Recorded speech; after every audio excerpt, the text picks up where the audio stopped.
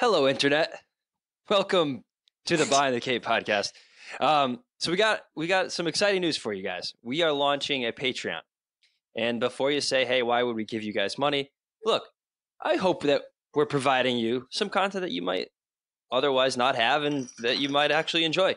So part of the reason behind the Patreon is to further the podcast. We want to get better equipment. We want to get better production value. We want to get better guests. We want everything to be better. So a lot of it is making the podcast better, and for that we need more time, we need more equipment, we need better stuff, and obviously there's those reasons for that.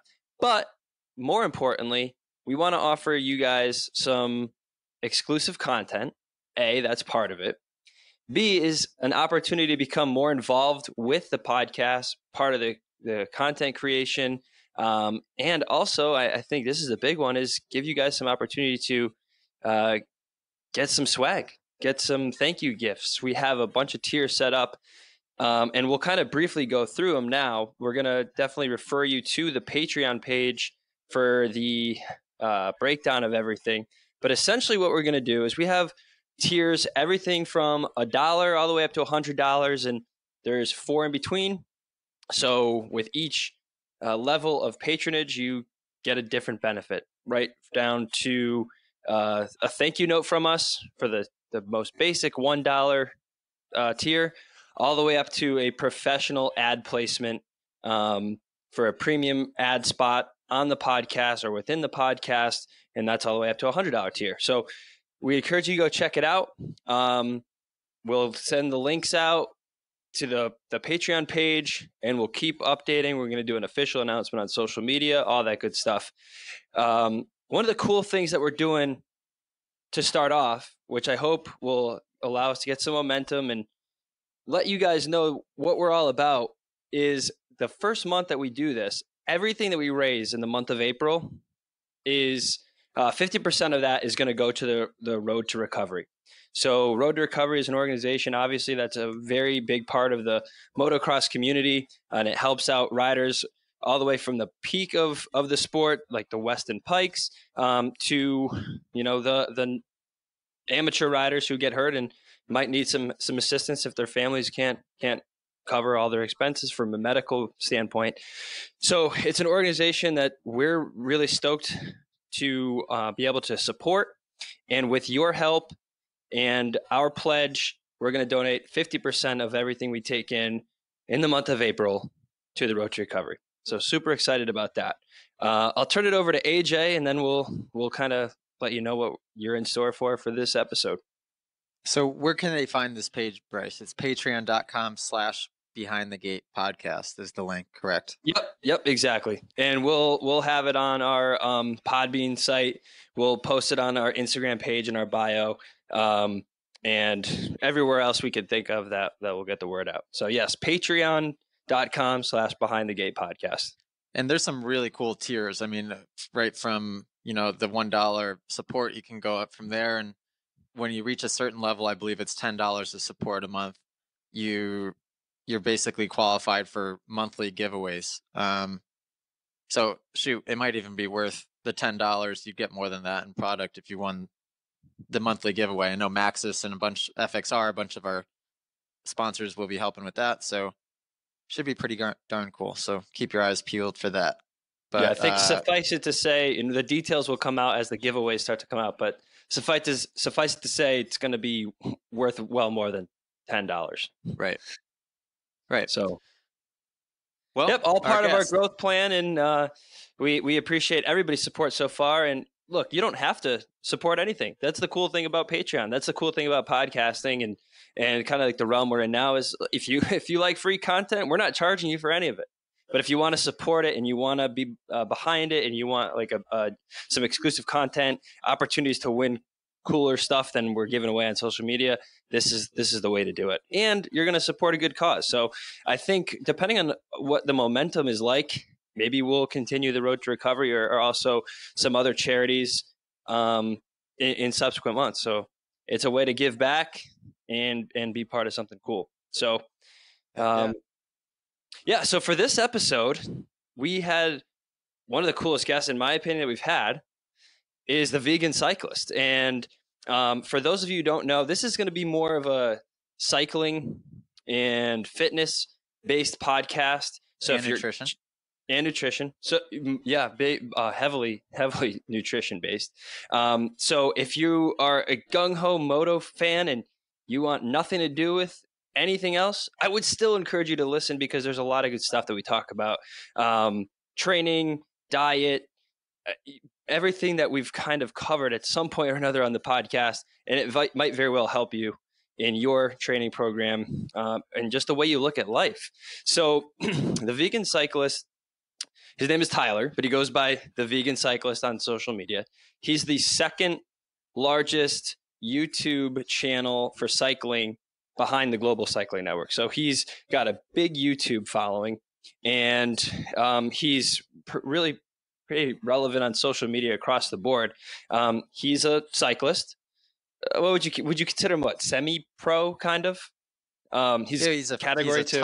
He's a top Cat 2 guy. So I mean, he's professional level speed for the most part, right? He's no slouch. And if you guys listen when he starts telling us his numbers, they're no joke, because Bryce and I we're no slouches either. But I think he'd probably smoke us. So without a doubt, yeah. So look, for those of you who don't know him, as his name would imply, he's a vegan, and we pressed him on what that's all about. And what I found really cool about him was how approachable he was about the whole subject, and how he wasn't on a soapbox about it. I think veganism gets a bad rap, and me and AJ are not vegans. I have no plan to become a vegan, but it was cool to hear his perspective from somebody who's obviously done the research, knows what it's all about, has had practical experience, and also from somebody who doesn't get on people's cases for not being vegan. I think that was the part of his philosophy that's the coolest, is he's not on some moral pedestal preaching veganism. He's obviously made it fit for his lifestyle and has had a benefit from it and is really down with it. So it was cool to hear his perspective on all aspects of it. But we talk about the vegan diet, his program in particular. We covered a lot: power in cycling, and heart rate, and training, and his background in moto. He owned a motorcycle shop. So we covered a lot, and it was a really cool conversation.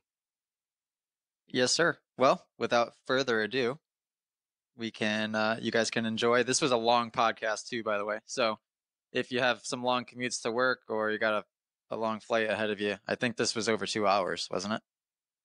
Yeah, it was like 2.5 hours, and it flew by. We were not anticipating it to go that long, but he was a really cool guy to talk to, and we could have kept going. Honestly, there was a lot of stuff we didn't get to, but I hope to have him on again, and we thank him very much for coming on. So, without further ado, please welcome Tyler Pierce, otherwise known as the Vegan Cyclist. Thanks, everybody. Hey, everybody. So today we're welcoming the Vegan Cyclist. Tyler, welcome to the show. Thank you for doing this. I'm stoked to be here. Thank you so much for having me, man. Not a problem. So why don't you give us a little background on how you got on the show? So I'm a huge moto fan, and I actually, the first business that I ever opened was a motorcycle shop when I was 18. And so I opened this moto shop that sold dirt bike and street bike apparel and gear, and ran that into the ground over 3 years. And so then just like that's always been a part of my life, like, is moto. And so even though now I'm heavily into the cycling scene, I just watch a lot of moto. And what has ended up happening is that a ton of moto guys are now finding cycling as an amazing cross sport and a way to train, just because it's the greatest, right? It's super low impact on like your body, and it sort of gives you that, like, like when I raced, obviously I was never super good or anything, but that feeling of racing, you seek that out in all things, right? And so cycling is very similar to moto in a lot of aspects of just like racing. And so then, it's just been kind of crazy how I'm kind of getting connected with some of the moto community a little bit. We hung out with Vince Freezy at the Oakland Supercross, and he hooked up my son with a bunch of stuff.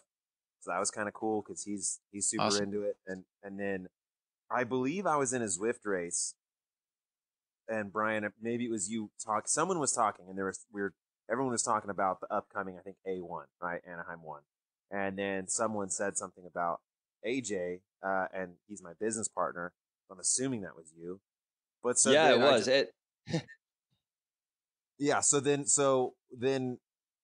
that you had said that, I knew that AJ was into Zwift, and so then just through Instagram, I think I made a comment, and then I saw that AJ had liked the comment, so then I hit him up, dropped into his DM real quick. It's like, what's up? Yeah, that's funny. I remember that Zwift race because I was talking there's a guy named Jay Beswick, and I didn't make any sort of connection at all. And he was talking about A1, and I think it was the day of A1.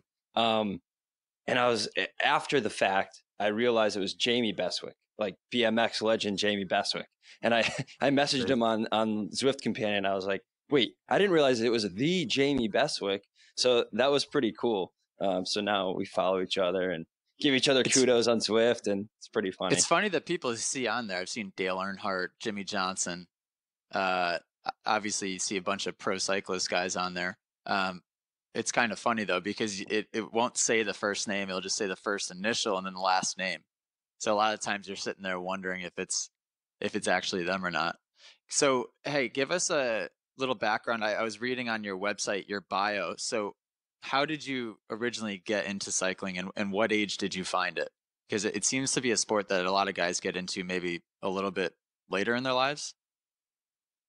Well, the guys that are amazing got into it super early, right? Like your motor, you kind of have to 10, 11 is where you really need to start exercising that motor. I know motocross and stuff like that, like kids are starting at 3. It's like, dude, you started at 4, bro. You're way past the curve. You need to be out of the womb and on the moto. But there's like, you need to at least have some sort of endurance background to really like go far in the sport, I think. But I raced motos, and then I did a little bit of BMX when I was young, but never really anything. I wasn't an athlete at all. And so then I was doing jiu-jitsu, Brazilian jiu-jitsu, and I got really into that. And that is like, has a big weight component because you have to weigh in before like a fight. And so you want to be, as light as possible to weigh in at a smaller bracket. And so then to just be more healthy, I got like my grandpa gave me this like super busted weird bike. It's like a $200 bike. And I went out and I rode like a mile. And I mean, I've told this story before, and as I came home to my wife, and I was like, babe, I rode a mile. And she's like, what? A mile? You're crazy. And like, I was so stoked. I was so stoked that I rode a mile, you know what I mean? And then, I don't know, man. It just, then I got like a helmet because I rode with no helmet. And then I slowly got into this thing where I was riding like 10 miles, 20 miles. And then I had a little bit of money, like $700. And to me, that was so much money that I was going to spend on a bike. And I like walk into this bike shop, with this and couldn't buy anything. Well, like yeah, $700. They're like, I mean, you can buy crankset. Yeah, right. No. Hold on. I have $700. I should be able to buy like a really nice bike. And so I had to like go to 3 different shops before I could even find something within that price range. And then even like after all said and done, it was like $850. And so, man, that to me was like such a huge investment because like I don't want to do this. I don't want to be some dude in spandex. Like that's so lame, And I don't know. Then I just started riding it more and more and completely fell in love with it. And man, it gave me that, like I said before, that itch towards like moto. You know what I mean? Like, and I also race like street bikes too. But the stuff's so expensive, and it's hard to like, with moto, unless you have your own personal track, you got to like load up the bikes. You got to drive super far. You get out there and it's hot or it's cold or what. I don't know, man. It just the cycling just it itched that scratch, man, and I just fell in love with it. Do you have any tracks near you? Moto tracks? The you live near Yosemite, right? Yeah, so the closest track is DT1, or Tulare. The mica metals and DT1 filters, they own that track. So we go to that. I take my How boy far out is that there. from you? 2 hours. Oh, yikes! Yeah. So that's the closest thing. There's like 2 personal tracks near me, but it's like getting in with those people. You know what I mean? Like this well-groomed, like sprinkler track that I see from like a distance, and it's like, hey, what's up? But like no one wants to open up their private track, but it is what it is. We have endless trails, fire roads and stuff like that, but I'm not really into free riding like that. Like I want a track. That's just what I'm more into. But it's been really cool with me and my son.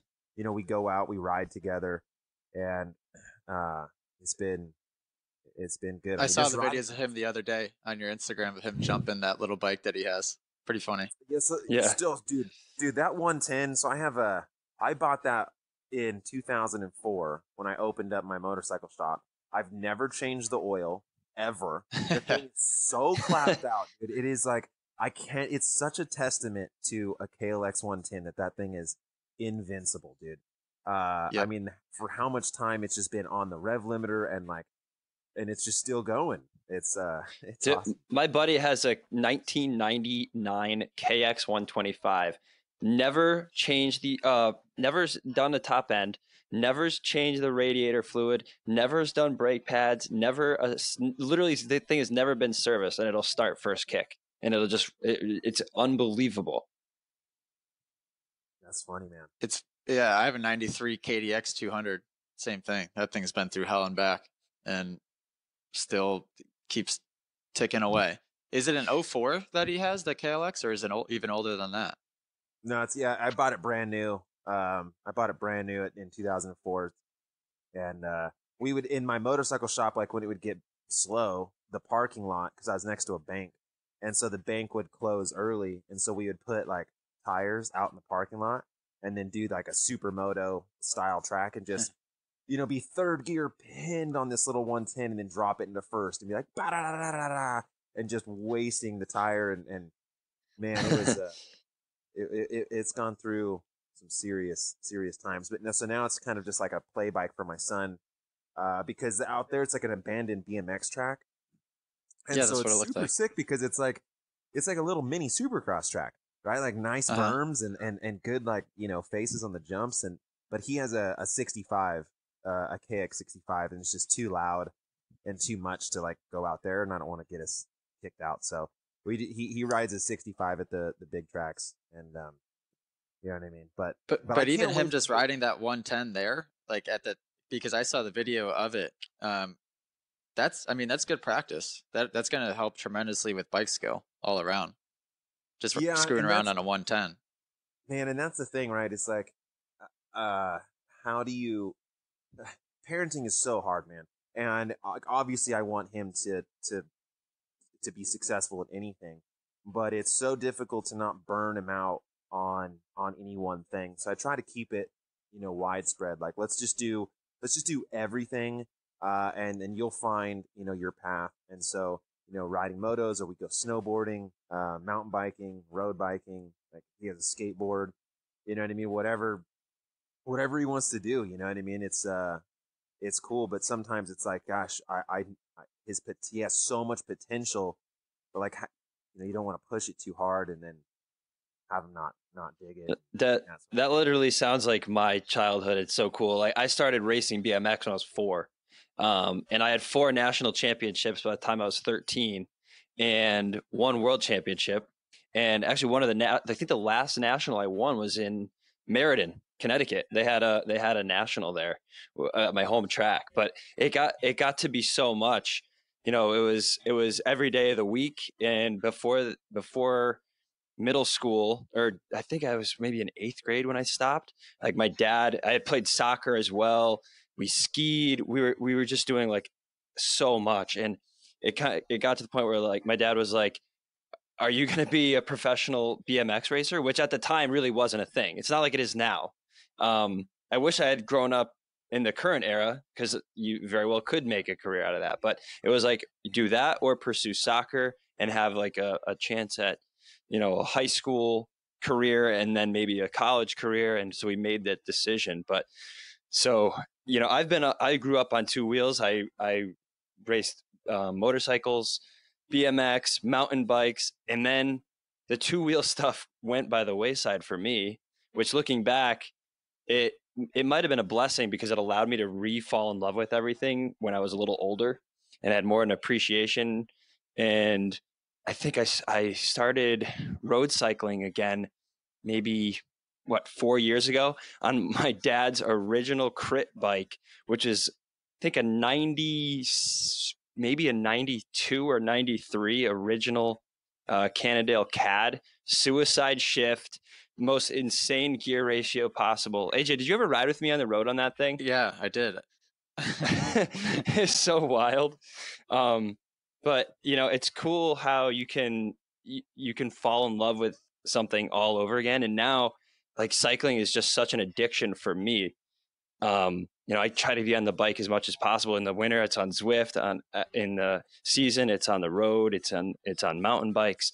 It's it's such a cool thing. It is like 100% an addiction. You know what I mean? Like you could say it's a healthy addiction, but I mean, if you replaced like the word hard drugs with cycling, like you would not. It would be the same. Like I lie to my wife, right? I'm just like, oh, I'm going out for 100%. It's just an hour, and then I'm 4 hours later, right? Or like, dude, Yeah. every Oh, it's so funny. So St. Patrick's Day, I had this last weekend. I had been traveling a bunch, racing so much. So then I was like, I'm going to stay home this weekend, hang out with the family. Saturday, I go out for 101 miles, right? So I'm like gone all day. And then I get home and I'm waxed. So I just lay on the couch and watch Supercross. And then the next day we have a St. Patrick's Day dinner with her family. And it's like, we're supposed to be there in 2 hours. And I'm like, babe, I'm going to ride there. So, you know what I mean? Like, love that excuse. Love that. I do that so much. I always do that. I always try to ride like one way direction because it's an hour drive from here to her parents' house. And honestly, and I was on the TT bike, so it's just so crazy. It's an hour drive. I made it there in like an hour and 45 minutes. So like really only a 15-minute difference. You know what I mean? I actually ended up, I left a little before her, so I ended up getting there before her. But it's like, that's the addiction, right? Is I haven't rode today. I don't feel good until I have. Like I can't appreciate anything else in life. I don't feel like I've earned anything. I can't eat dinner before I put in the time. It's crazy. Mm-hmm. It's weird. And it's weird because when you're doing it, at least for me, I mean, it sucks a lot of the time. So like you wonder why when you get done. Type 2 fun, man. Yeah, this morning I just did 25 miles on Zwift right before we hopped on here. And I really, really didn't want to do it beforehand. And then once I got into it, it was okay, but I still kind of sucked while I did it. And then as soon as I got done, I'm like, oh man, I'm going to do another ride later. I felt so great. And it just made me feel good about myself. But the process can suck sometimes. Those endorphins start flowing. And again, the type 2 fun is man, it's, I really think cycling, and no one understands this until you start to actually put time into it, right? It is just how therapeutic it is. Like, no matter how your power is or whatever, like, it doesn't matter. It's all relative. If you're 1 watt per kilo or if you're Chris Froome, like, the experience is the same of this very, like, meditative state and a very, like, getting kind of hippie on this, but you have to, like, go inside yourself and answer some like very primal questions of can I make it through this pain, right? Can I overcome this hurdle? And in this like society, we sort of lost that, right? We sort of lose the Right. everyday challenge. You know, a couple hundred years ago, you wake up and it's like, if I don't get food today, I'm dead, right? And so, but that isn't the case anymore. And so now we sort of have to make up these obstacles for us. And with cycling, it just really like tickles that primal instinct, at least for me. And I think that's why we all sort of connect on it. And now more and more Definitely. people are getting into it. And it's very And then- misunderstood until you do get into it. Well, nobody understands. It's kind of funny is that outside looking in, you're just a bunch of dweebs with spandex, and people will tease me like, that nice spandex. But when I first started riding, like I came from the off-road side of things, so I BMX, mountain bikes, dirt bikes, and so like the last thing I ever wanted to do was put on a piece of road kit. Like I was like, that is so lame. And then you start riding the road in mountain bike gear, and you're like, "This is the stupidest thing ever." Like, and then you start perceiving some benefits wearing the road kit. And now it's like, I want the best road gear you could possibly get. Absolutely. And then the best bike you can get, and the best. Oh my gosh, Well, I what's know. cool And then is the Strava, moto- like, So what's cool is the moto community is making cycling seem a little cooler to like a lot of guys who, on the YouTube channel for a while, I was getting comments like, dude, get a moto, like get a motorcycle, call me when you actually have a throttle, like people just talking a little bit of shit on bikes. But now when you see, Alden Baker making all of his guys do these road rides, like it's like, oh, okay. I mean, I want to be like Ken Roxon or Mooskin or whatever. And so since he's doing it, since he's on the road bike, like I guess it must be cool. And so it's sort of changing that perspective of Yep. how lame it really is when you're full tights, aero position on the road. And I don't want to get too off track here because there's so many things I want to ask you. But as you're saying that, I watched one of your YouTube videos today of an altercation you had with a cop. Oh my I guess he blazed by you, and then just the interaction after the fact. But it's a perfect example of. I don't know if I ever was one of those people because I'm a fairly patient person. If there was before I even understood what road biking was, if I got stuck behind a bike on the road, I was okay with it because I'm fine with waiting for 30 seconds to then find a spot to go around them. But that's not the case with a lot of people. And I'm sure you guys have both experienced it. I've almost gotten in so many fights being on the road bike. I've had to tell people I'm going to kill them. Like, I'm knocking on wood as you talk about this. There's been so many things happen, and I think it's just due to ignorance on their end. But so explain what happened, because I don't think Bryce knows what I'm talking about, and for the listeners.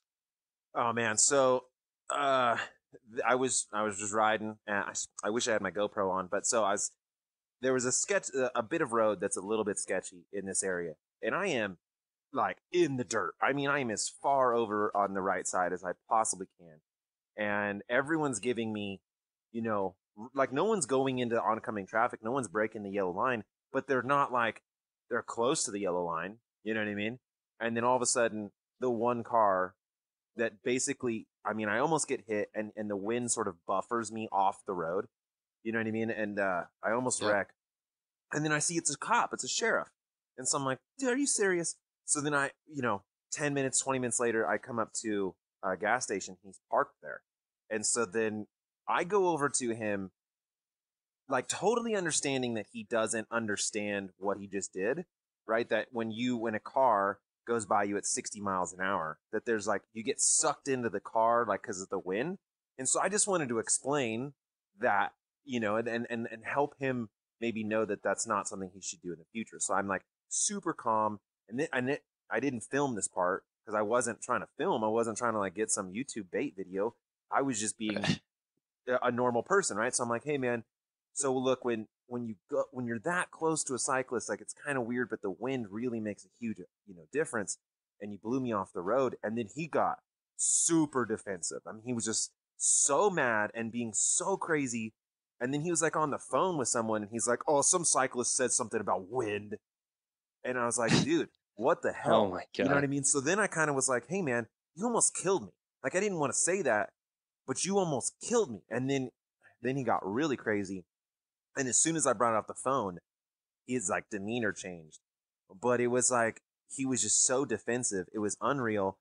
So then, he goes on to tell me that he's not gonna go around, he's not gonna go into oncoming traffic. So then I was like, so you're just gonna kill me? Like you're not gonna slow down? Which is such a weird, and this is a common thing. I'm not gonna move for you. So if I hit you with my car and you die, that's on you. Like, thanks. Yeah. You know what I mean? I Like, love it. what? And so then it was such a bummer, right? And I could tell that conversation was going to end me. I was going to end up in jail. So then I bail on it. I post it. A ton of people, call into the sheriff's office and start complaining. And no then way. I get a call from his boss, and his boss is like, "Hey, look, this guy's a really nice guy, and this is threatening to like end his job. We'd like for you to take down the video." And I was like, "Are you kidding me?" I was like, "I thought you were going to call me to like apologize. You're telling me the guy's nice, so delete the video because this could get him in trouble." He almost fucking killed me, dude. They didn't even apologize? No, not at all. Like zero. Hey man, you understand the risks riding on the road. That's on you. And it's just like, but you're the one that's supposed to protect. You know what I mean? So who's setting the good example? Because if the sheriff doesn't care, then who should care? And man, that's just it's just such a bummer. And so man, I've put in almost 100+ hours on Zwift in 2018 just to cut down on those interactions. Right? If like you map out all the plot points in say a 20-year cycling career, and how many interactions with cars I'm going to have, I will. It's not a matter of if. I will get hit by a car.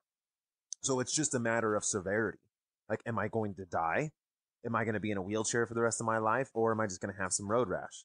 And so I just want to try to limit, you know what I mean, how many interactions I have with cars, to cut that down. It's so sketchy. Of all of the things that you can do on two wheels, like, yeah, there's a crazy amount of risk in motocross. There's a lot of risk, like hitting jumps on a mountain bike and being in the woods and hitting trees and all this stuff. But it pales in comparison to how afraid I am on the road sometimes. Yeah, it's so freaking sketchy. One of my teammates, I just ride for a local club here in Connecticut, Stage One Cycling, shout out.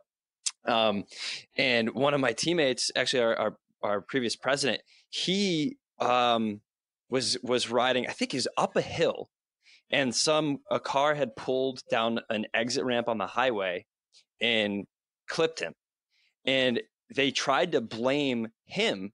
And it wasn't until like another one of our teammates like pulled his GPS data and was like trying to, I think what they ended up doing, I might have some of the facts wrong, but this is definitely the gist. They like used the GPS data to show like he was going 9 miles an hour up a hill. How could he have caused this accident? And luckily he wasn't too severely injured, but it was definitely hospitalized and taken away in an ambulance and all that. Like it was severe enough to be pretty sketchy, but it was just funny how like they immediately tried to blame the cyclist, and it wasn't until they had some irrefutable data that they could point to and say, here's where he was, here's how fast he was going, that people started to be like, oh, okay, maybe it was the car's fault. Yeah, so it's gnarly. How does that work on like with the Supercross career? I remember back in Jerry McGrath's days, when he was at the top and he went out jet skiing, and then Honda was like, you can't do that. You can't go jet skiing. Like you ride motos on practice days and race days, and that's it. Other than that, you sit at home and protect our investment. So is there ever a time where like the team manager is saying, don't go ride on the road? Because like, what happens if you get hit by a car and you can't show up to the race? You know what I mean? Like, what is that a thing? Yeah, that's a good question, because I remember hearing about stuff like that happening back in the late 90s, early 2000s. Honestly, before like the whole training era was as prevalent as it was, before Carmichael kind of changed the way things worked in our sport. But what's weird is I think that's changed. I mean, you see guys like Roxon out wakeboarding or surfing, whatever the heck he does. I see videos of him jumping mountain bikes. I know for a fact all these guys are out on the road pretty much every day. I've heard stories. Well, look at that Dean Santarello Wilson getting hit by a video. car. No, the Dean Wilson blindfold video, like that probably wasn't safe. Or even at the Dan Blazarian house, like none of that was exactly safe. Jumping Dan Blazarian's pool, like you could tell just the way Dean kind of froze up and boner aired it. Like you could tell that was a sketchy jump, super dangerous. And the risk is it's tough in our sport because, and even every day at the practice track, it's ridiculously dangerous, but road biking is just part of it. I'm lucky I live in an area where I would love to ride the roads just to mix it up, but I have, over 150 miles of bike trail, so I don't have to even touch a road. And then when the weather's crappy, obviously I'm on Zwift. But it scares me. The same reason I don't ride street bikes or anything on the road with two wheels. It's not that I don't trust myself. Obviously I trust myself. It's just, you never know. And the fact you have your back turned to traffic, you don't really know what's coming up behind you. Unless I was in a ginormous group and I just felt safe with the amount of numbers, I really, really don't like riding on the road. And that's a sad thing. Yeah. Yeah, I don't trust myself. I got a street bike, a Gixxer 750, and I was you have one currently, or you had one? I had one. I sold it to move up into the mountains, and it was just like, because I got it and I was like stunting on it and like doing wheelies and stuff when I owned the shop, and I remember just doing the dumbest things, dude, like splitting cars at 140 miles an hour, and then one time there was like a group of girls in a car. This is before I was married, right? So then there's a group of girls like in a car at a stoplight, and I'm like, dude, I'm gonna do a sick stoppie like right near them. And I go to hit the stoppie and I hit like a little bit of oil. And so instead of like, in my mind, coasting this stoppie next to this like group of girls, I'm sliding. I'm on top of the bike and it's sliding into the middle of the intersection. Oh man. Yeah. And so then everyone's staring at me and I'm just like trying to lift this heavy bike up. And so then I stopped on the road altogether. I mean, I made it a complete track bike and I only would ride on the track. And then I started racing street bikes. And then it was so crazy because once you like actually start racing and you start realizing like how far you can push the tires and you really just, you get it, you become a racer. You see these guys on the real road with like, or whatever, an R1 that has way. And you understand the dangers. Dude, and it's like, what are you doing? Like, I cannot believe anyone's allowed to ride like a 1,000cc sport bike with no understanding on how to ride, right? They have no background. I know. They don't even know how to ride a bicycle, let alone this amazing super machine. And man, it's like, this is so dangerous, dude. So yeah, I don't like to ride anything on the road at all. And where I live, bicycle wise, I'm pretty fortunate.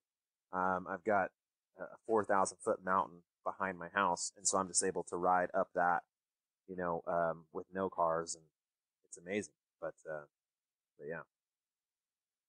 And is cycling prevalent in your area, I would imagine? Are you seeing a lot of guys riding by you on bicycles, or are you kind of the only one? It depends on how you circle my area. You know what I mean? In my town, no. People will travel to come ride around here, but I mean, my population is 527. You know what I mean? So that's the town I'm in. So there's really no one else that lives here that rides, because no one really lives here. But then if you circle my area as like the Fresno County, then that's big. And Fresno County actually has it's something like the most cyclists per capita, something like that. Like there's a ton of cyclists, but the community's kind of fractured.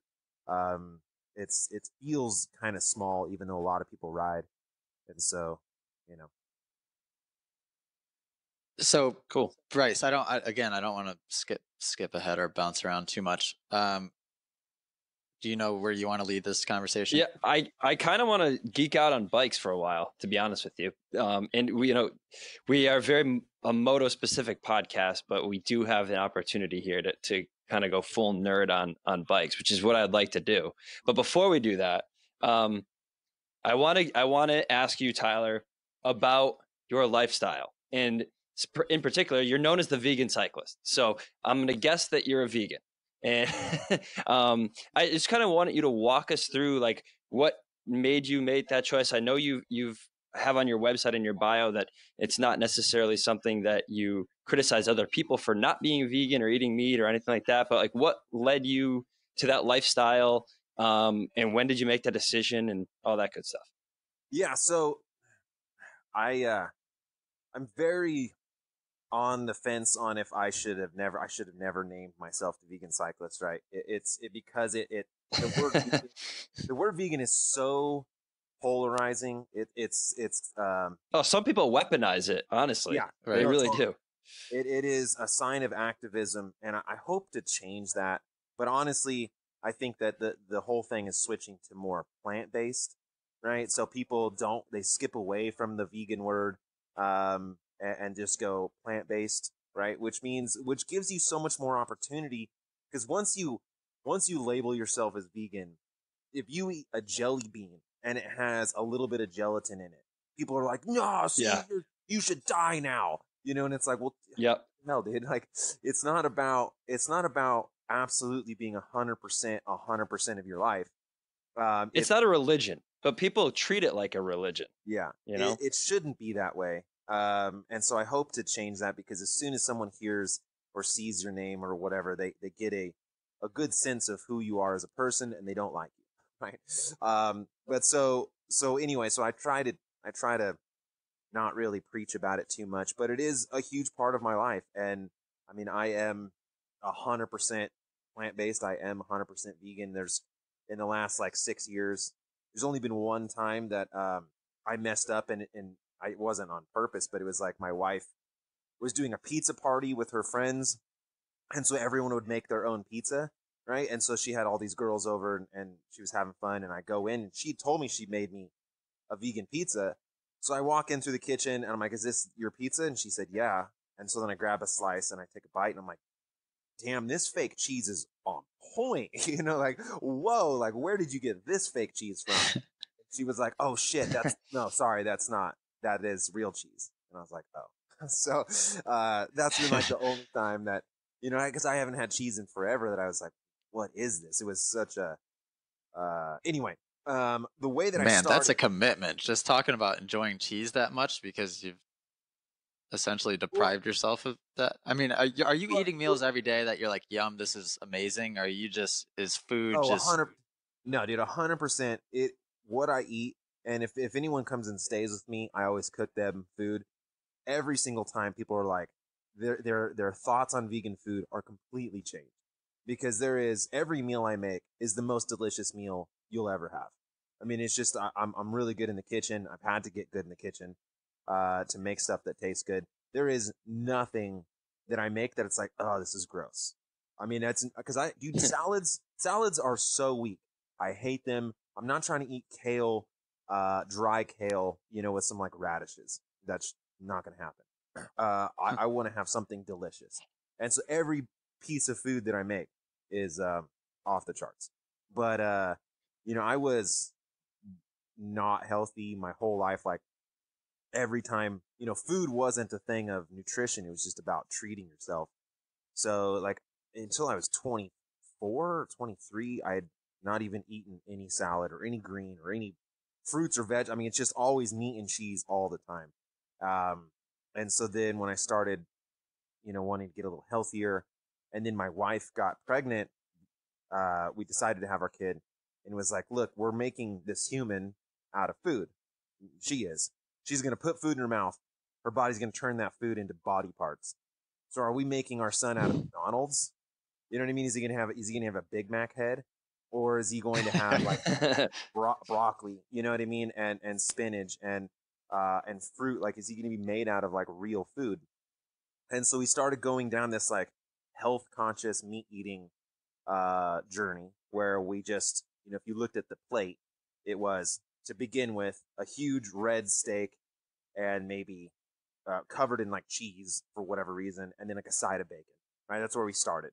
and then all of a sudden you remove the bacon and you add some potatoes, and then you cut down the steak and you add some veggies, and then all of a sudden you turn the steak into chicken, and then the chicken into fish, and then the plate is majority like asparagus, broccoli, and potatoes with a little bit of fish, and then just over time it was just like there was no more, like cutting out the meat wasn't even a thing because that's not the staple of your diet. The staple of your diet is vegetables, and fruit and starches, right? And so yeah, it was not a hard change to go fully vegan. I'm fully vegan, but my kids and my wife, they're like 95%. And that's like where I really feel for most people, I mean, you can argue all you want about eating plants exclusively. You can say I'm going to die and that's the worst. There's no way you can argue that 90% of your diet being plants is a bad thing. Like, it's just, you know what I mean? And it's weird how if someone starts eating more and more plants, it's like, whoa, good job, dude. Good job. Oh man, you're super healthy. Wow, you're awesome. As soon as you tick over from 99 to 100%, all of a sudden that graph just falls off a cliff and it's like, dude, you're dead in a day, bro. You have to have meat. And it's So, just not. yeah. Yeah. So I'm sure you're familiar with Chris Kresser. And he was formerly vegan and is now not a vegan. And I don't want to necessarily get too bogged down with all the nutritional benefits and health benefits and all that stuff and what's raising cholesterol and all that. But I do want to ask you, and not to dwell on the vegan thing. I'm trying to understand it because I think it is a viable option so long as people can commit to it. Now, I guess my question would be, have you committed to it now more philosophically than for any health or performance benefit, and you look at it as another sort of challenge for yourself? Or no. Well, so for one, it's not a challenge at all ever. It is just 100% of my life, but it is heavily based in nutrition and health and performance. And I was in the early days, I was actually on this vegan podcast when I was a little bit more wanting to stress the vegan side of my channel. And I was on this vegan podcast, and this woman ripped me apart because she was like, vegan has nothing to do with health. It's all about ethics. How dare you even, talk about that it's a performance change? And I was like, what? Jeez. Like, I don't understand. Like, it was really crazy. And I was like, oh, I don't want to be associated with this. You know what I mean? This is, like you said, this is a cult. And so everything I do, it has, and I think this is with anything in life. If you ask, why am I doing this? And that is just like across the board, right? Anything in your life, if you say, why am I doing this? Most of the time your answer is not going to be what you'd like it to be. You know what I mean? So if you pull out a bag of salt and pepper, chips, it's like, why am I eating these? Well, the answer is because they just taste really good, and I'm sort of addicted to the salt and fat, and I just sort of want to like not think about anything for a minute. Like, well, that's not a really great reason. You know what I mean? So if you start thinking, well, what if I'm going to put this in my body?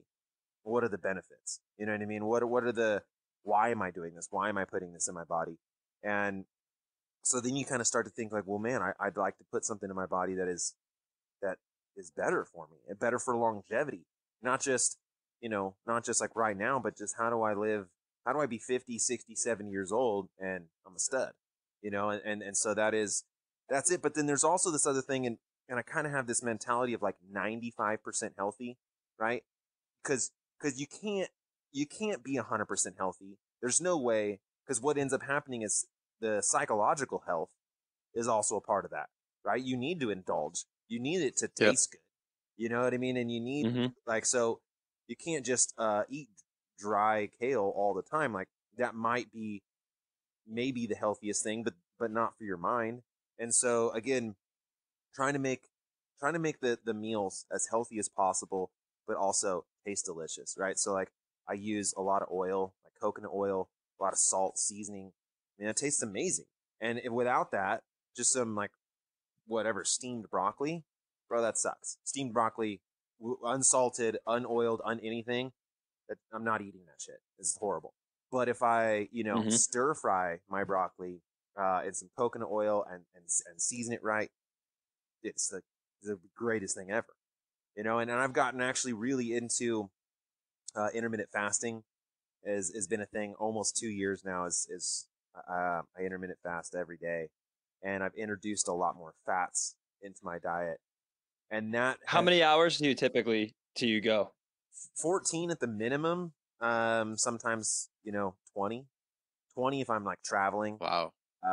And so Yeah, AJ and I were just talking about that in our last episode, and it's something I definitely want to try to commit to more. And I always have, for some reason, an excuse. That's what it all boils down to. Is I always have excuses not to, and I think I really have to take the leap. yeah, dude,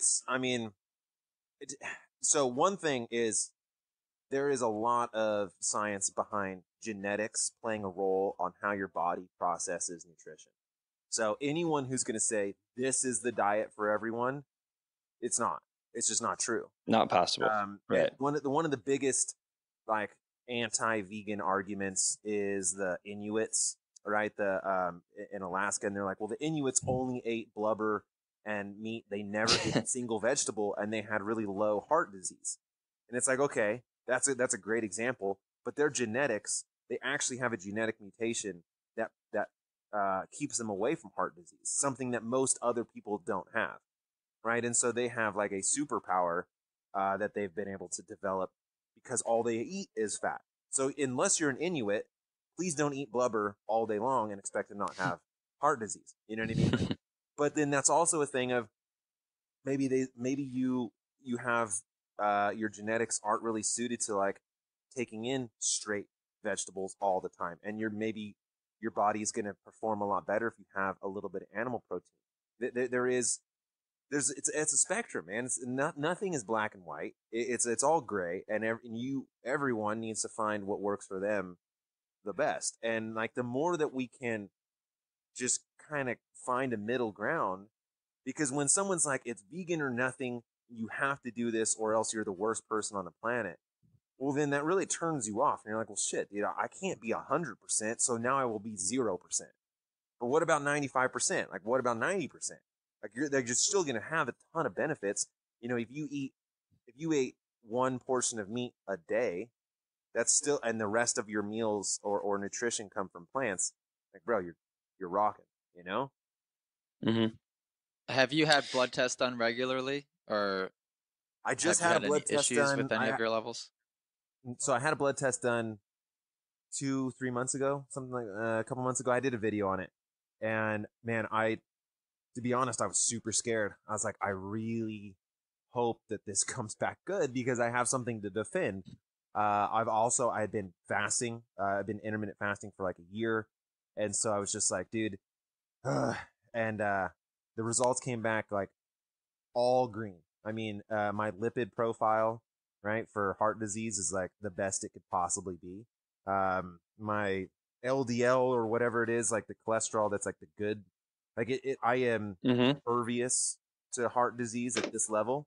So like I don't even like I'm removing plaque from my arteries. Like that's how good that was.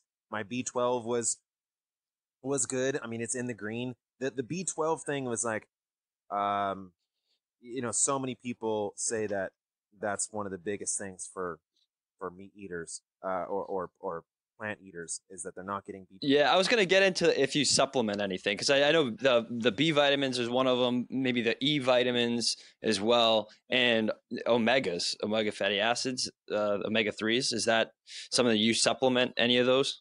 I don't supplement anything other than I use frozen spirulina from a company called SP2 Life, and so it's flash frozen pure spirulina, and that's algae, right? It's algae, and that stuff is amazing. I mean that covers me on anything like B12. My omega 3s has a lot of that iron.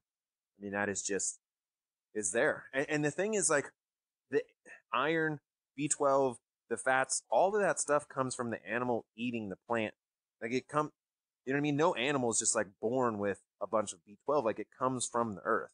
It's just the bioavailability, from what I understand. I'm not a scientist, I'm an idiot. But from what I understand is it's the bioavailability of like, say, the protein content in broccoli is extremely high.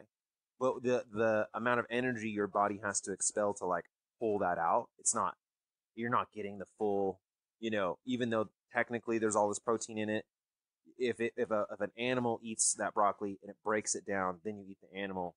Essentially, that protein's more bioavailable for you. You're able to pull those nutrients out more. But I don't know. I mean, like I said, I eat that spirulina every day, and so I don't take pills. I don't do shots. I don't do any of that stuff. It's just try to be as natural as as I can. But like I said, when I did the How about? Oh, sorry. Go ahead. when I did the blood test, I mean everything was as green as it could possibly be. And so that is like, maybe that's not everyone, but the thing is that when someone's like, all they're doing is looking for one single thing to even be slightly lower than norm, and then use that as an excuse. Well, dude, your calcium, bro, it's a little too high. Yeah. You're Right. leaching calcium from your bones, and you're gonna die. But look at like the number one, like heart disease is a serious thing, right? A lot of people die from heart disease. A lot of people are dying from that, and that is a diet related. I mean that's a choice, right? I mean, you don't have to you don't have to eat McDonald's every day. You don't have to be vegan. You don't have to eat weird kale salads. Like I said, it's not about that. It's about finding something that is just like works for you. And I found in my life this just works really well. And then plus with the intermittent fasting, I'm able to just stuff my face. Like I love to eat. And so then when dinner comes around, I get to eat just something so delicious and an unlimited amount of it, but also never have to worry about, weight at all. So cycling is obviously a very high caloric demand. So you're intermittent fasting, and then you have two bigger meals to make up your caloric intake for the day. What is your typical calorie intake on a cycling day? I mean, I don't really count calories at all, but so usually what I'll do is there'll be like two meals. It's hard. Usually two meals in the day, if not just one meal. If like it's a big hard riding day, let's take for example, I did this climb to Kaiser. It was 155 miles and 16,000 feet of climbing, and all that climbing came in like the first third or first quarter of the ride, right? And I was going for the record. I definitely wanted to win the whole thing, but I also wanted to beat the fastest time. No breakfast before I went into the ride fasted, which like so many people. What you're about to do 155 miles? Like, what do you mean? Like, you how? It's just unreal, right? So I go in fasted, and I ate zero solid food the entire ride. I only took in liquid calories and like a couple gels. But so like, and the gels, the SIS, the Science and Sport gels, are extremely watery. Like they're not thick. Like it's basically just a tube of water. And so that's it. Like I didn't bring in any solid food, and I never rode better ever. Right? I mean, I crushed it. I don't understand that. Do you get over the feeling of feeling starving? Because that's my biggest hurdle. And maybe you've adapted to it, but I can't perform when I feel hungry. Is that something you used to experience and now you're used to it? 100%. So when I was like high carb, low fat, and I was eating all the time, as soon as you run out of those sugar stores and you feel like hungry, you feel starving. You're like, oh my God, I need food. And then you feel lethargic and weak, and like you can't ride and you can't do anything until you eat. Like totally. And it was a detriment because I had to get an alarm on my little bike computer that was like, yo, you need to eat every 20 minutes or else you bonk and crack. And I would have to have like an ice chest in my car because if I drove more than an hour, I'm like, dude, I need food. Once I started intermittent fasting and your body like gets more used to deriving energy from fats, it's like it just completely changes everything. It's so strange. So I'm not hungry. It's like at the end of the day when I've like fasted for 20 hours, I mean, I want to eat, but I am never starving like I was when I was like super high, volume intake all the time. Like it's just so strange how your body absolutely changes and adapts to That's You know, my biggest problem right now. And I feel like if I don't eat, and especially if I don't eat carbs beforehand, I don't know if it's partly psychological, but I feel like I bonk way easier. And I'm guilty of even just doing really bad sugars, candy, either in the middle of a ride, post ride, pre ride. I'll choose Skittles or fruit snacks or whatever like that. And I know it's a bad habit, but the thought of having to go out on a ride being hungry and being carbohydrate restricted is just like but insurmountable right now for me. the thing is that sugar, from what I understand, and not a scientist, but is that sugar is a great way to. I mean, it's very quick. Your body's able to grab that energy extremely quick, but as soon as it's out, Right. and it's very hard. Like, I think you have 2,000 calories like of sugar stores available. Like, so, and you can run through that real quick. So then you have to continue keeping that topped off, and or else when you hit the wall, you feel like crap. But once that it is beneficial because the energy is quickly available. And so if you're trying to like make really hard efforts, like sprint efforts, like snappy efforts where you are maximal output, then fat's it's just too slow of a process to deliver that energy. So you do need those sugars, you need those carbs. But for endurance sports, you don't really, it's not a thing, you know what I mean? Other than like, I guess, a sprint at the end of the race, but still, yeah, it's So been you nuts. climbing that hill at your record pace, or you going up that hill, would you not be burning sugars? Is your heart rate staying low enough? I mean, because the scientific argument to all this would be, and especially for somebody in my sport, we're always in zone 5 heart rate. That's all we operate at. So is that possible to be in like a fat burning physiological, like? So the more that I've done it, the more that my zone, I've like crept my zone up. So when I first started, is like anything over zone 2, and I'm like bonking, right? Or like I need, there's no way I need sugar. But then as I just kept doing it more and more and more, now zone 4 fasted is no problem. I mean, I've set some PRs, some 20-minute PRs fasted, and so I'm able to get into those higher zones. What is your zone 4, if you don't mind me asking? Do you know? Well, so power wise, like my zone 4 starts at around 300 to 350. I mean, so what I just did in a crit, the 2 weeks ago or 3 weeks ago, I was off the front, like in a breakaway, multiple breakaways the whole race, and I ended up doing 350 watts for an hour, which is like substantial. Like, so it's no joke. I was 155 pounds, so that's like just under 5 watts per kilo for an hour, or right at. And that's saying that I'm in a race, and so there's a lot of times like you're not pedaling through some of the corners.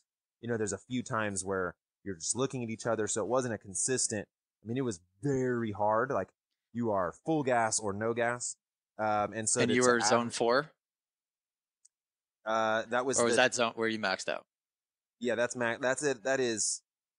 I mean, the overall average ended up being like, right at the top end of my zone 4. But during the race, you are either zone 6 or like zone 3. You know what I mean? Because like you're just going so hard to try to stay off the front or to go with a move. So I mean, you're making all these sprints and that sort of thing. But in that sort of situation, what I'll do is I'll be fasted the whole day until right before the race, and then I'll bring in like some sugars, and I'll have like a bottle of sugar, like drink mix or whatever. And so ideally, my body has created a ton of ketones to use as energy source for anything like zone 4 and lower. But then I also now have sugars in my body to use for those like snaps. And so, that, and then what's your FTP? I was just going to ask that. Well, so I mean, it fluctuates substantially depending on my training, but that was, I mean, my FTP would be 350, because I did 350 for an hour, and that's the best I've ever done. Oh, yeah. There you go. Yeah. I don't know how many. I don't know how much I could replicate that. You know what I mean? Like it all depends. I mean, when I did the race with Cam Jeffers up Zwift and the Alpe d'Huez, you know, on paper, he's blowing me out of the door. Like he's blowing my doors off. He's totally gonna win. And he hit me up and he was like, "Hey, let's do this." And I was like, "Dude, all you're doing is you're just gonna flex super hard on me, and I'm gonna have to show me getting smashed, right? It's just not. I don't really want to do that." And so I was kind of like hesitant. And then I was like, "Whatever, let's do it. Let's just show let's show some failure. You know, like that's good. Like I'm down with it." But then going Dude, into you had a lot of heart. I watched it. You went for it.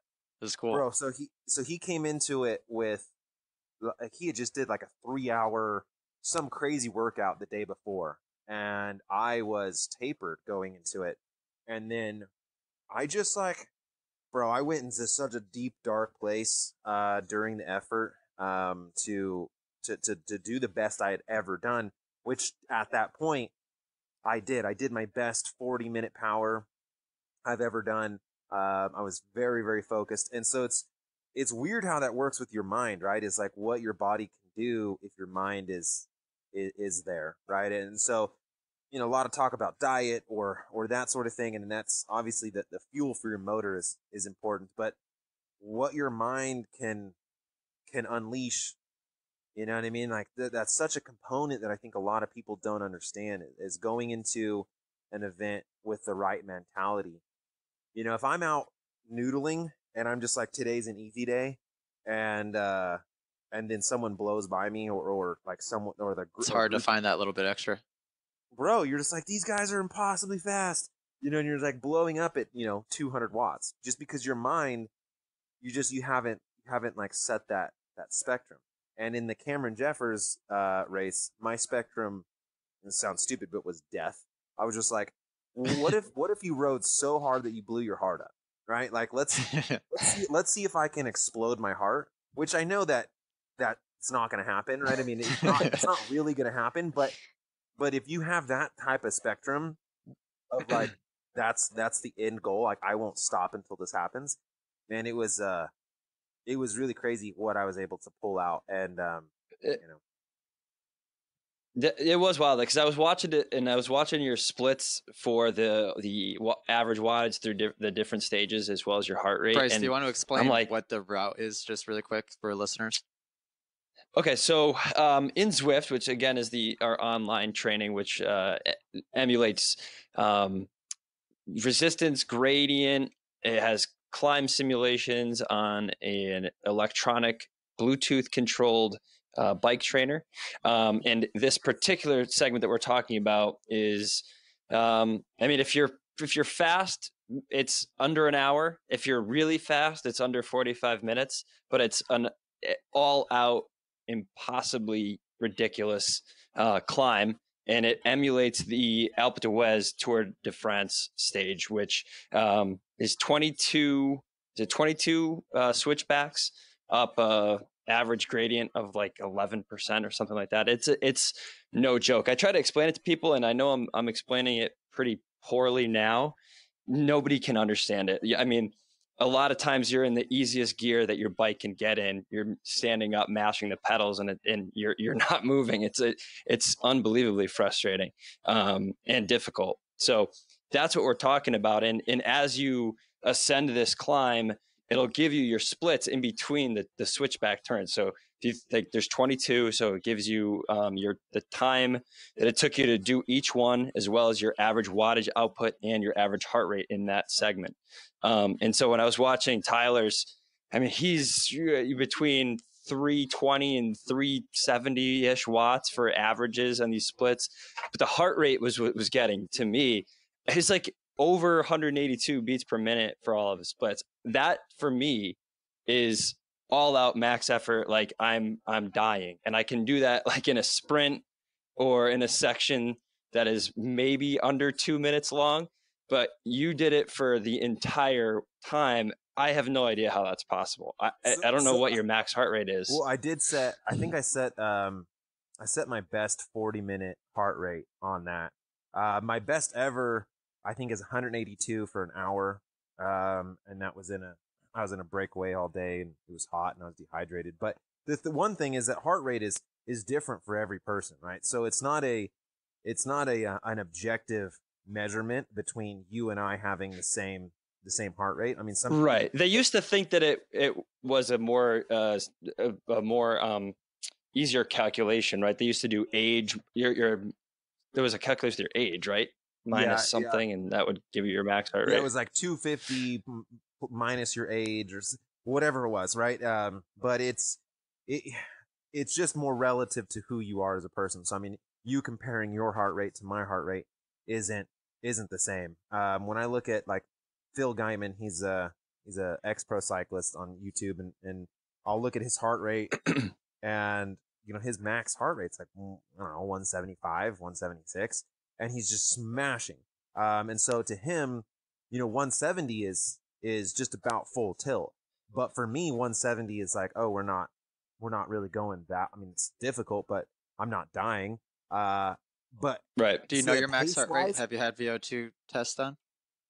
Yeah, I've had VO2. So my max heart rate started out at like 215 or something, but then it's gone. What? It's gone way down. It's gone way down. And so right now I'm like 195 is my max heart rate. I was gonna say mine's 192. Yeah, that's still pretty. That's pretty high.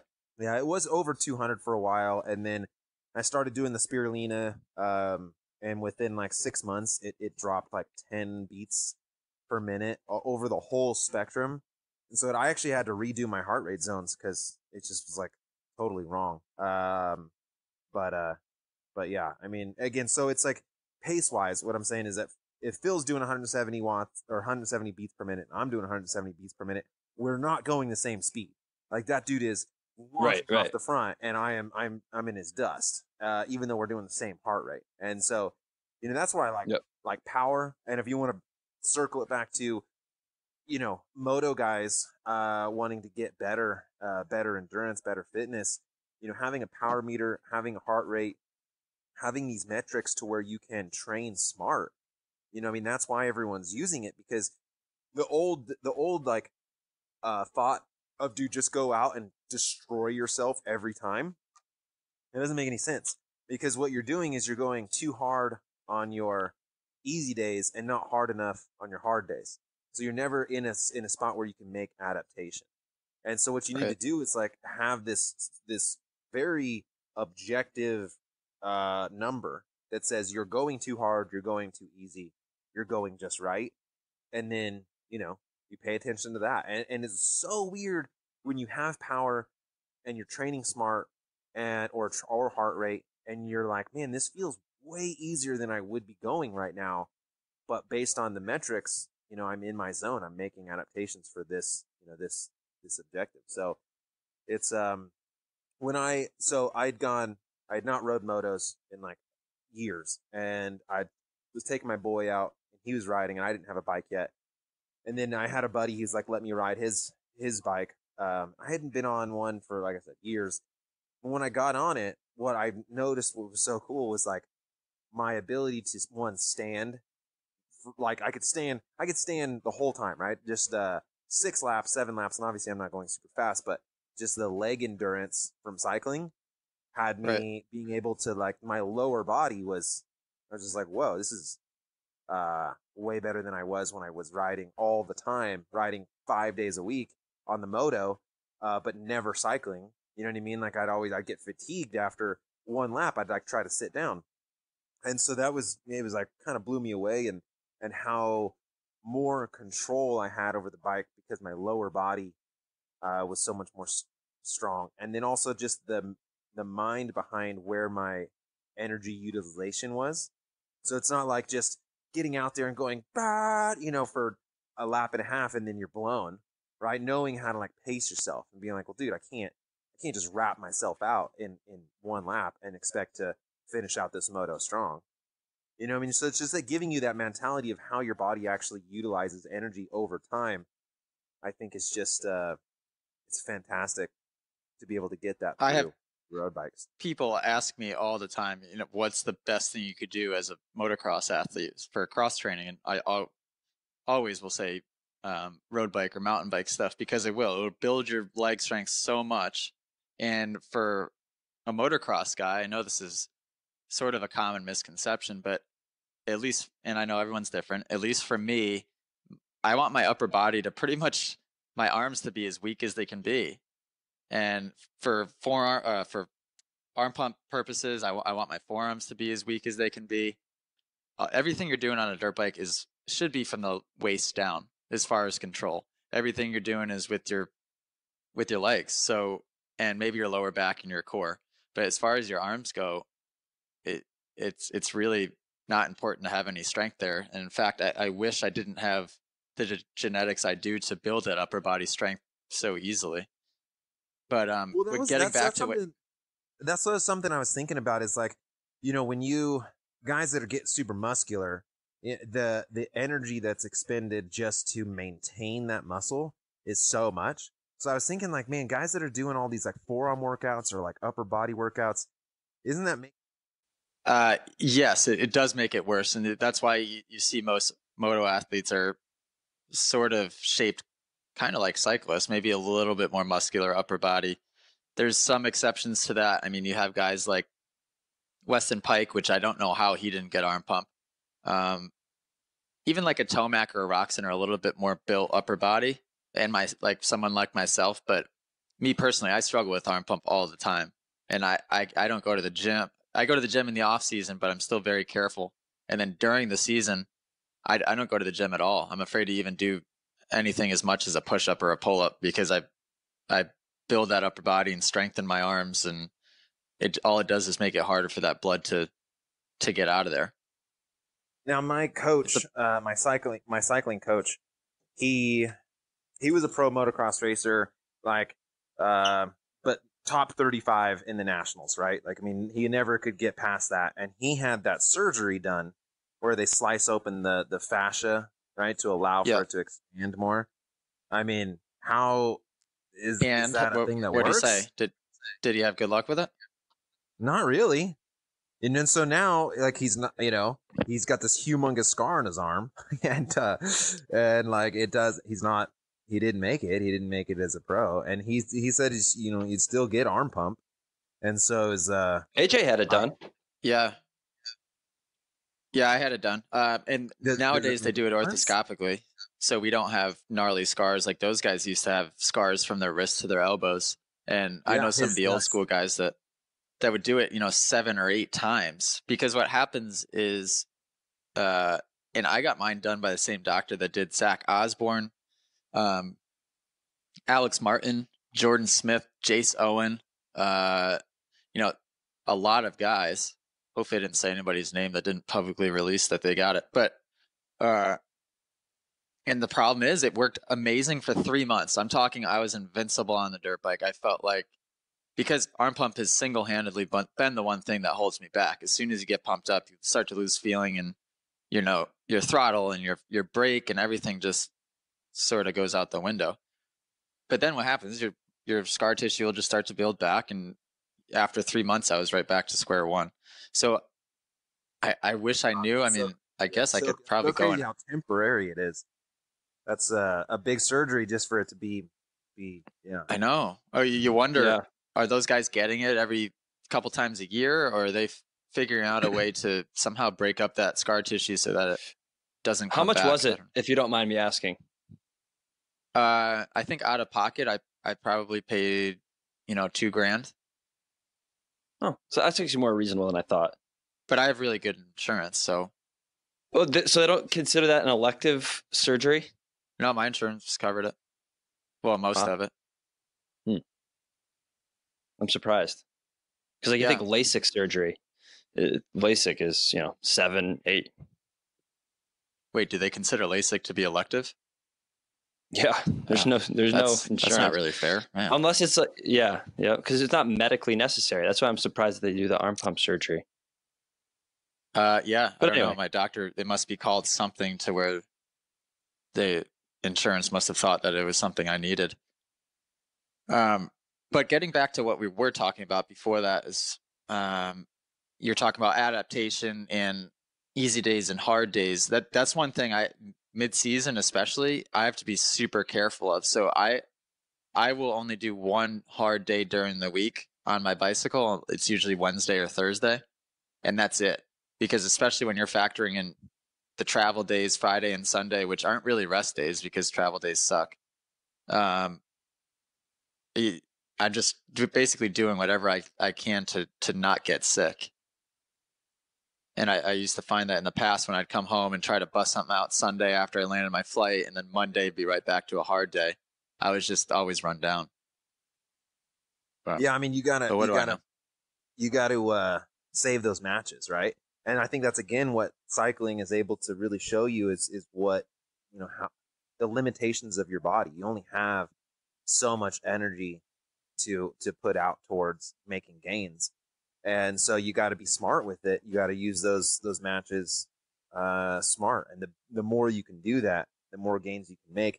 But what's so amazing about Zwift, and not to make it a commercial about Zwift, but like when you go out on the real road, or you're trying to get some intensity in, sometimes it's very difficult to get out to a place where you can do this uninterrupted intensity. And the thing with Zwift is that you can never stop pedaling. Like there's no stop signs, there's no turns. And so one of my favorite workouts on Zwift, which is an absolute mental fuckery, is 4 hours nonstop. Like it's 100. I say it's 100 plus 1. So do 100 miles plus 1 mile on Zwift, and you never stop pedaling.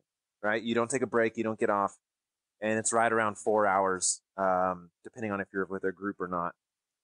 And dude, it's just the amount of muscle contractions that you're doing in that time.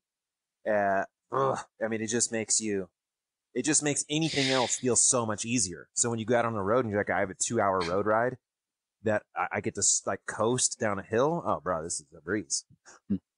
It's crazy. I did my first like outdoor ride of 2018 yesterday. I was finally warm enough, and I get back and like I'm not all that crazy strong. I'm 155 pounds. My FTP is about 276 right now.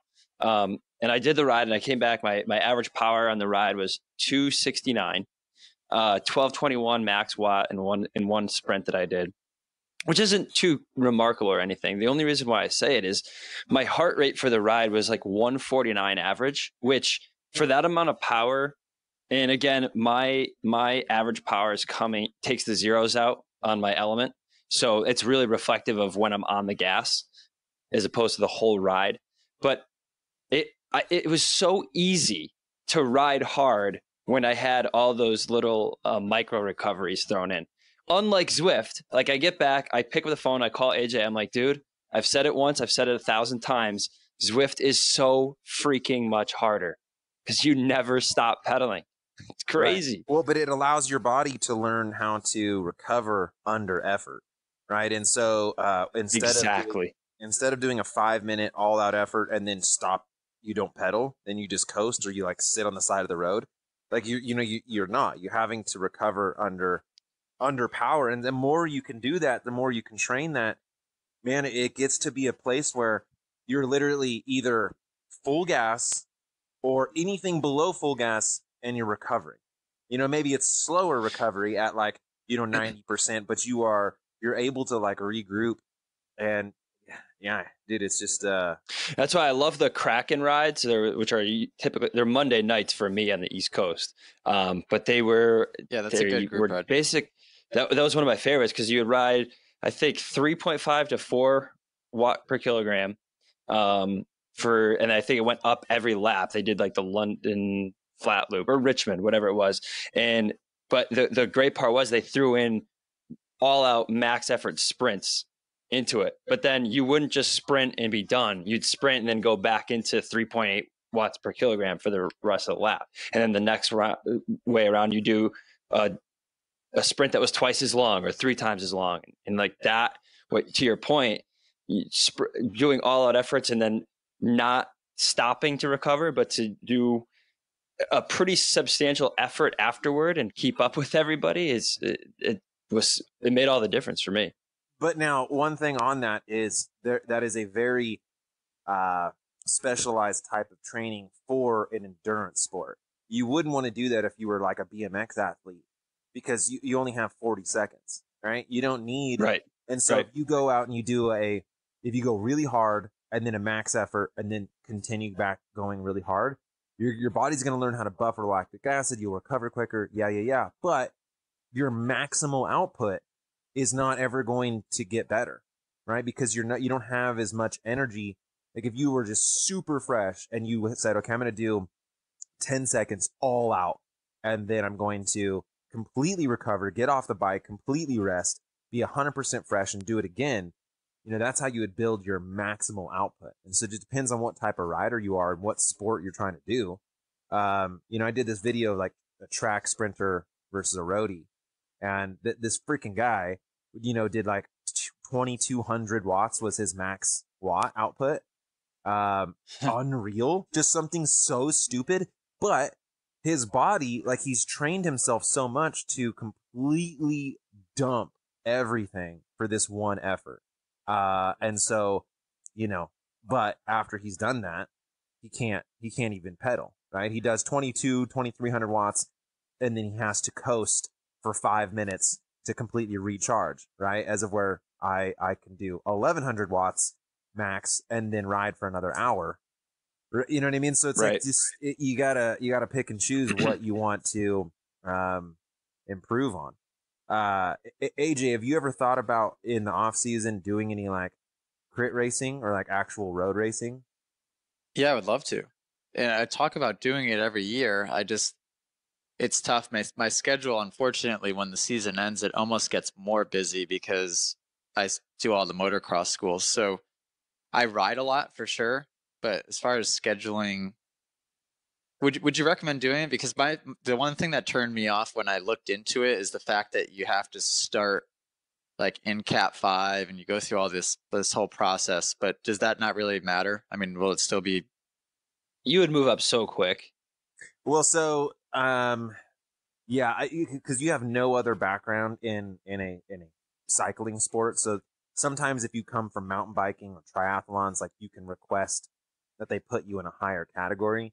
But I don't. You're gonna probably have to start as a Cat 5, and you'll have to do 10 races to move out of that.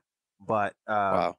I mean, that's where the only. But you'll win them thing all, is- AJ. Well, not necessarily. I mean, not necessarily. you never a know. Bike race, a bike race is hard no matter what. And so Right. no matter who's in it, like, it's going to be difficult. And so you really need those first entry level races to just sort of like, cut your teeth. But yeah. I mean, I look How at it similar or dissimilar is it to Zwift?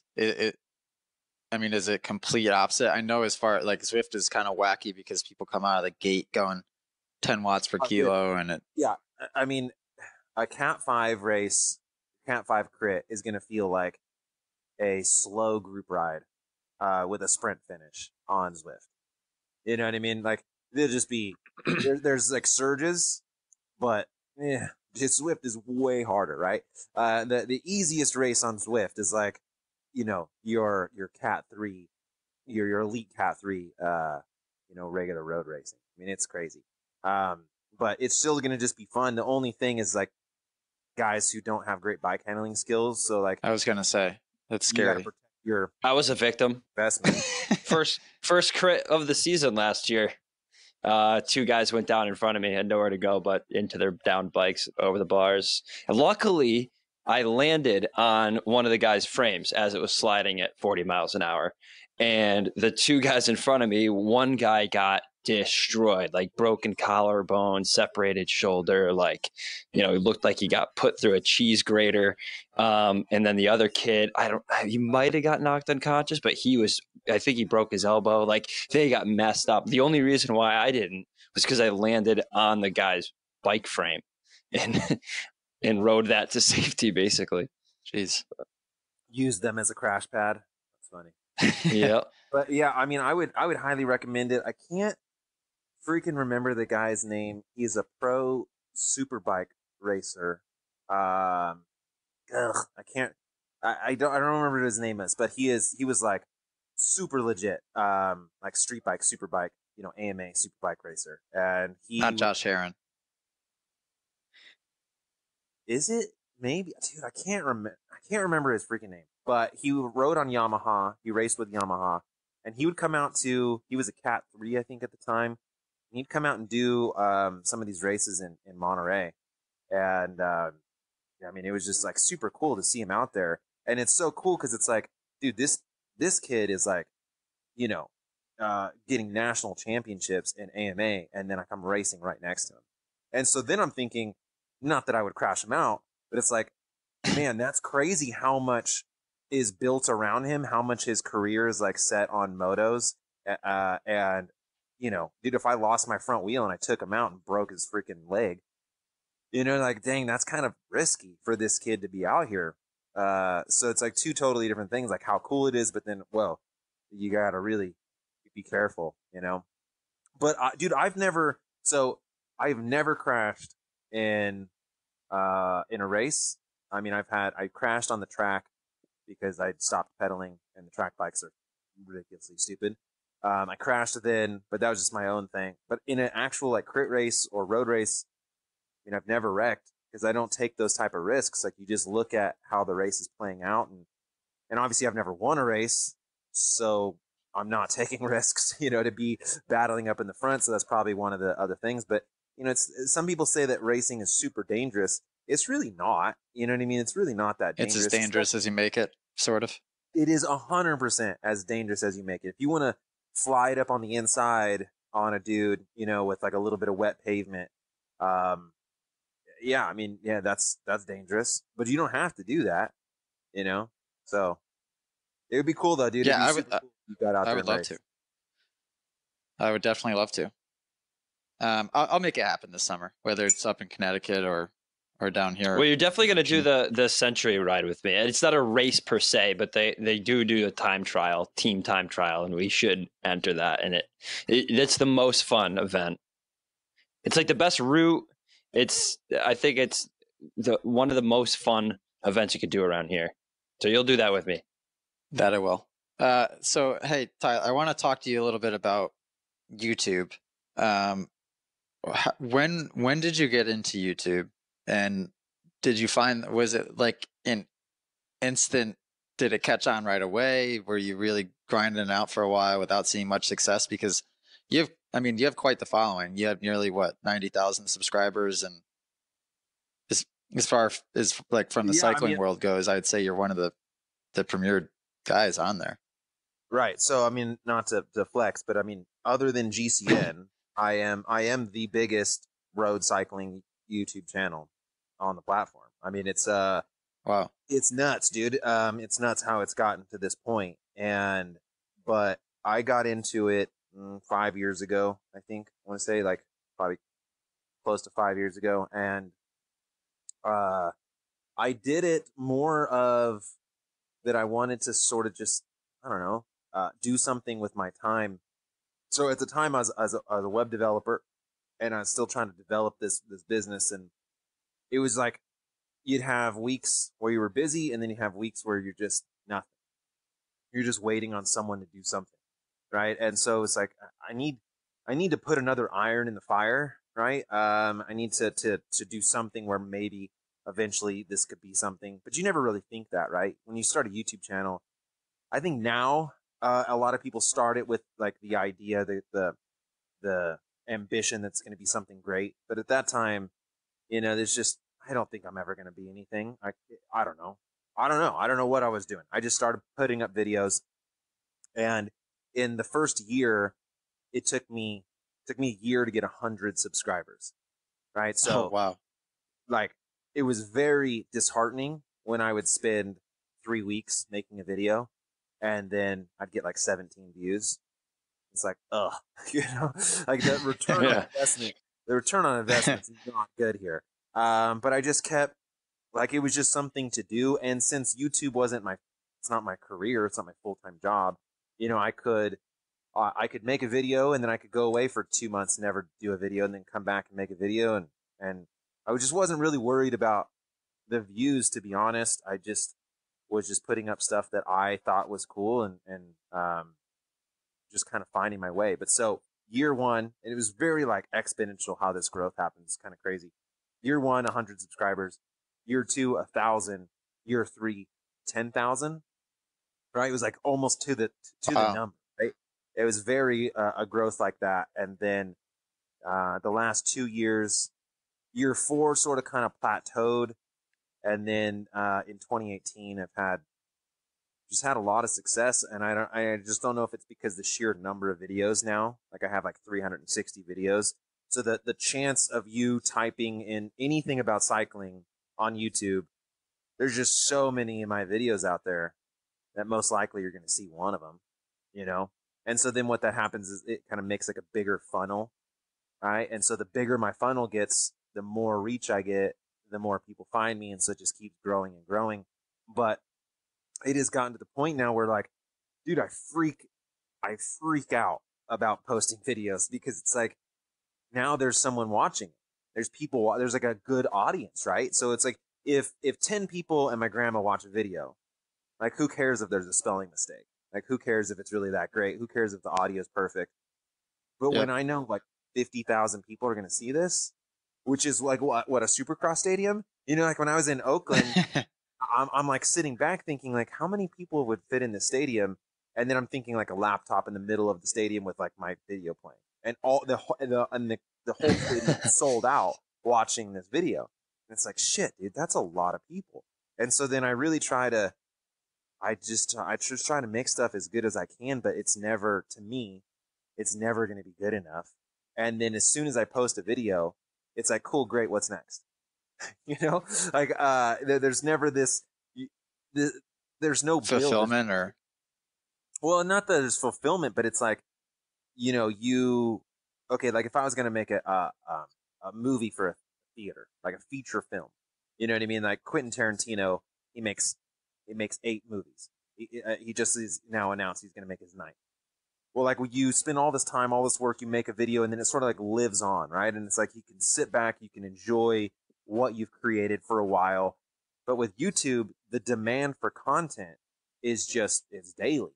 You know what I mean? I want daily content, bro. Get a posting. And so that is very, creates a lot of anxiety of like, gosh, I want to post a video, but it needs to be a good video, you know? And so then what do you say? But then now after 5 years, like how much more can you say? You can't just keep rehashing the same stuff. And so what I found is what I like to do is more of these adventure vlogs, right? Like going somewhere new, going and doing a new race in a new area, and trying to show like how it feels to be at that event versus, you know, some sizzle reel stuff or you know, I mean the race breakdowns are kind of cool and stuff like that, but I try to like, what would it be like if you personally went there and stayed in this hotel and ate this food and raced this race? Like, what's the feeling like behind that? And I try to sometimes you'd be surprised with like the fact that people are interested in that. They're interested in just what you would think, even sometimes just a normal day, a day in the life of, you know, whoever the heck. People are interested. And when you start to have all these videos, when you have 300 plus videos, it's almost like when you watch a long series on Netflix, like Breaking Bad or just any of these series, where you start to almost, you become invested in these characters, right? Yeah. The timeline, there's like a long arcing timeline that's kind of neat. But the other thing is that, to me, the elite cycling community is very elitist. It is very, guys don't want to talk about any of their flaws. They want to flex hard. They only want to show the good stuff. And so, but that's not reality, or it's not my reality. Like, so, you know, I just posted a video. I was in New York and I put on my skin suit. I put all my stuff on, and then I had to poop. And it's like, this is like, what happens, that was hilarious. Right? You know? I was cracking up when I saw that. But how many people are, you know, don't talk about that? So then when that happens to you, you're like, oh, I'm shy to say anything about it, right?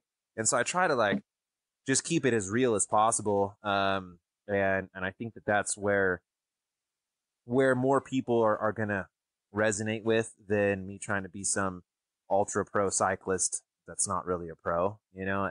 And so that's kind of what I enjoy doing. And then like on a deeper level, I really, really like that if something happened to me, my son would have an archive of all these experiences of his dad, and a lot of times that he participated in.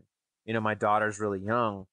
Like, how shitty would it be if I got hit by a car and she would really never get to know me?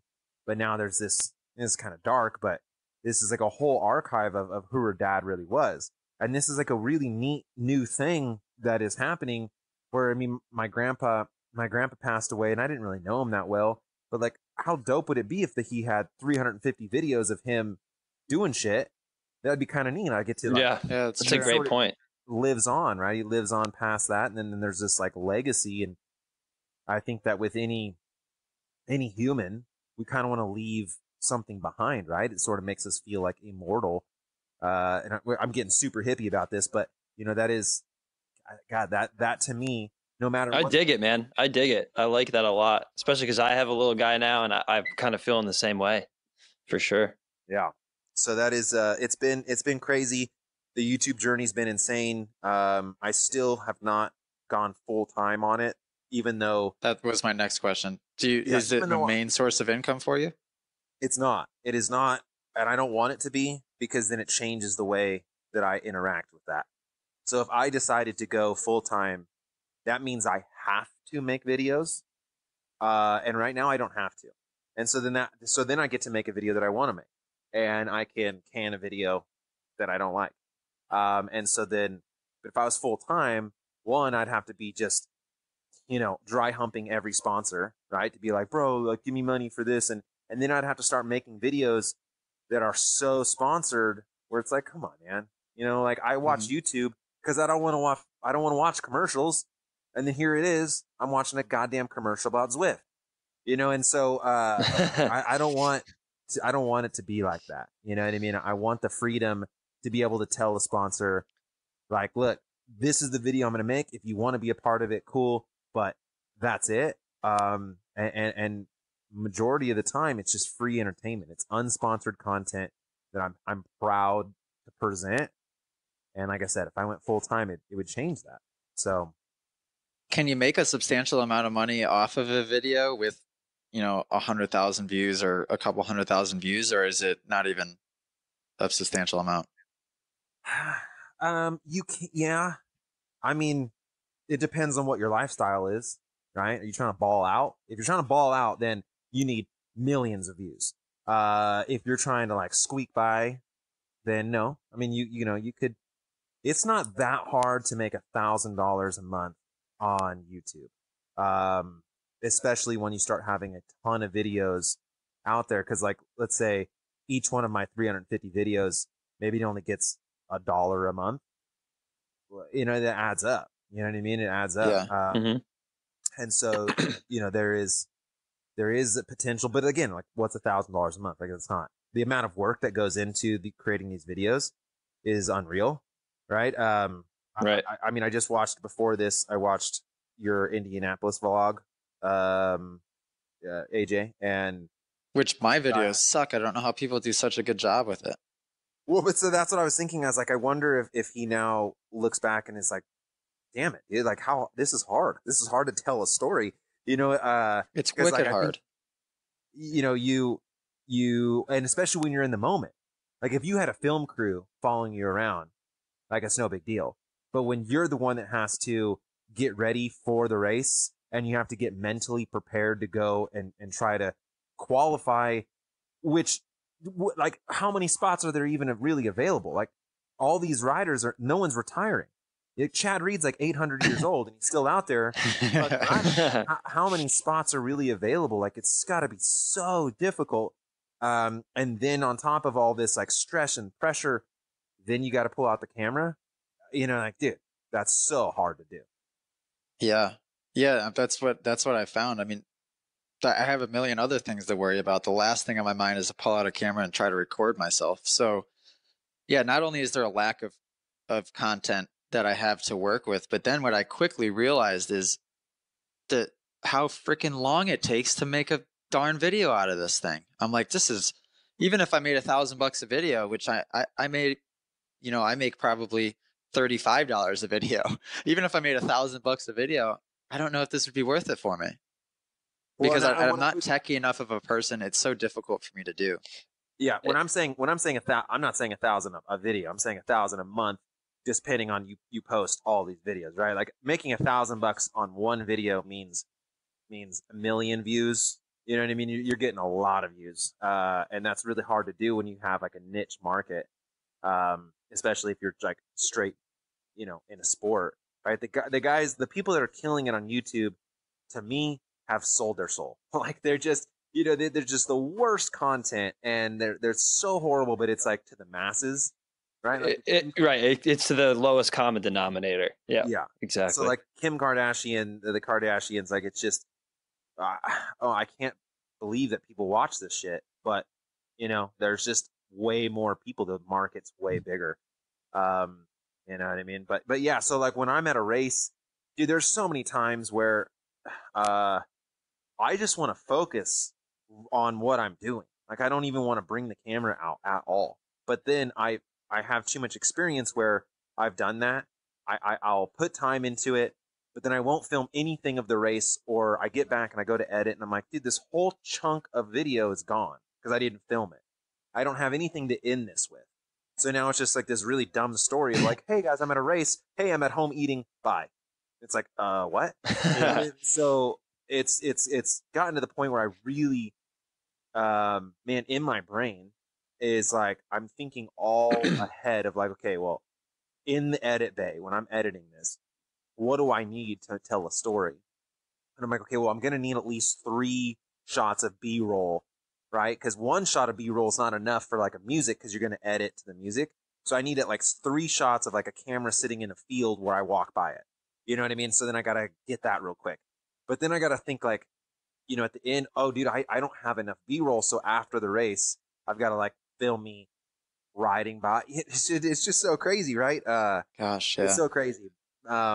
But again, that's the kind of work that goes into it. And, you know, if you want to make a good story, and I think that's where, you know, people enjoy the videos because of the amount of work that I put into it. And, you know, one thing that I think is so cool is, again, I know that my name is the Vegan Cyclist, and so some people get turned off, but how many people have told me, you know, dude, I didn't watch any of your videos because I thought you were going to tell me to shove a banana up my butt, and I don't want to do that.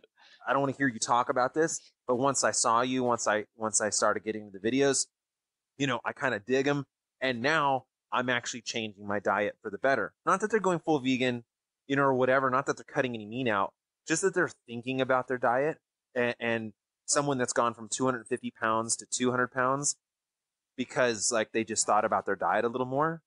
Like, bro, that's changing lives. And I know that's like douchey to say, but that's kind of cool, you know? Yeah, I think it's the way Absolutely. you deliver your almost subliminal message, but you're cool and you're laid back and you're real. And I think that's why people. And you're not. I think the biggest thing is you're not on a soapbox about it. I think that's where like veganism gets a bad rap, or at least not even that a lot of people are, but I think a lot of people on the opposite side perceive people to be on a soapbox about it, and that they're preaching about veganism and they're criticizing people who eat meat, and like you're the devil if you hurt a baby cow, or you know, whatever that is. I think that perception that you're helping to change goes a long way. You know, you don't have any of those vibes, and it seems like that type of mentality is in direct contradiction of what you're all about. So that is immensely helpful. Yeah.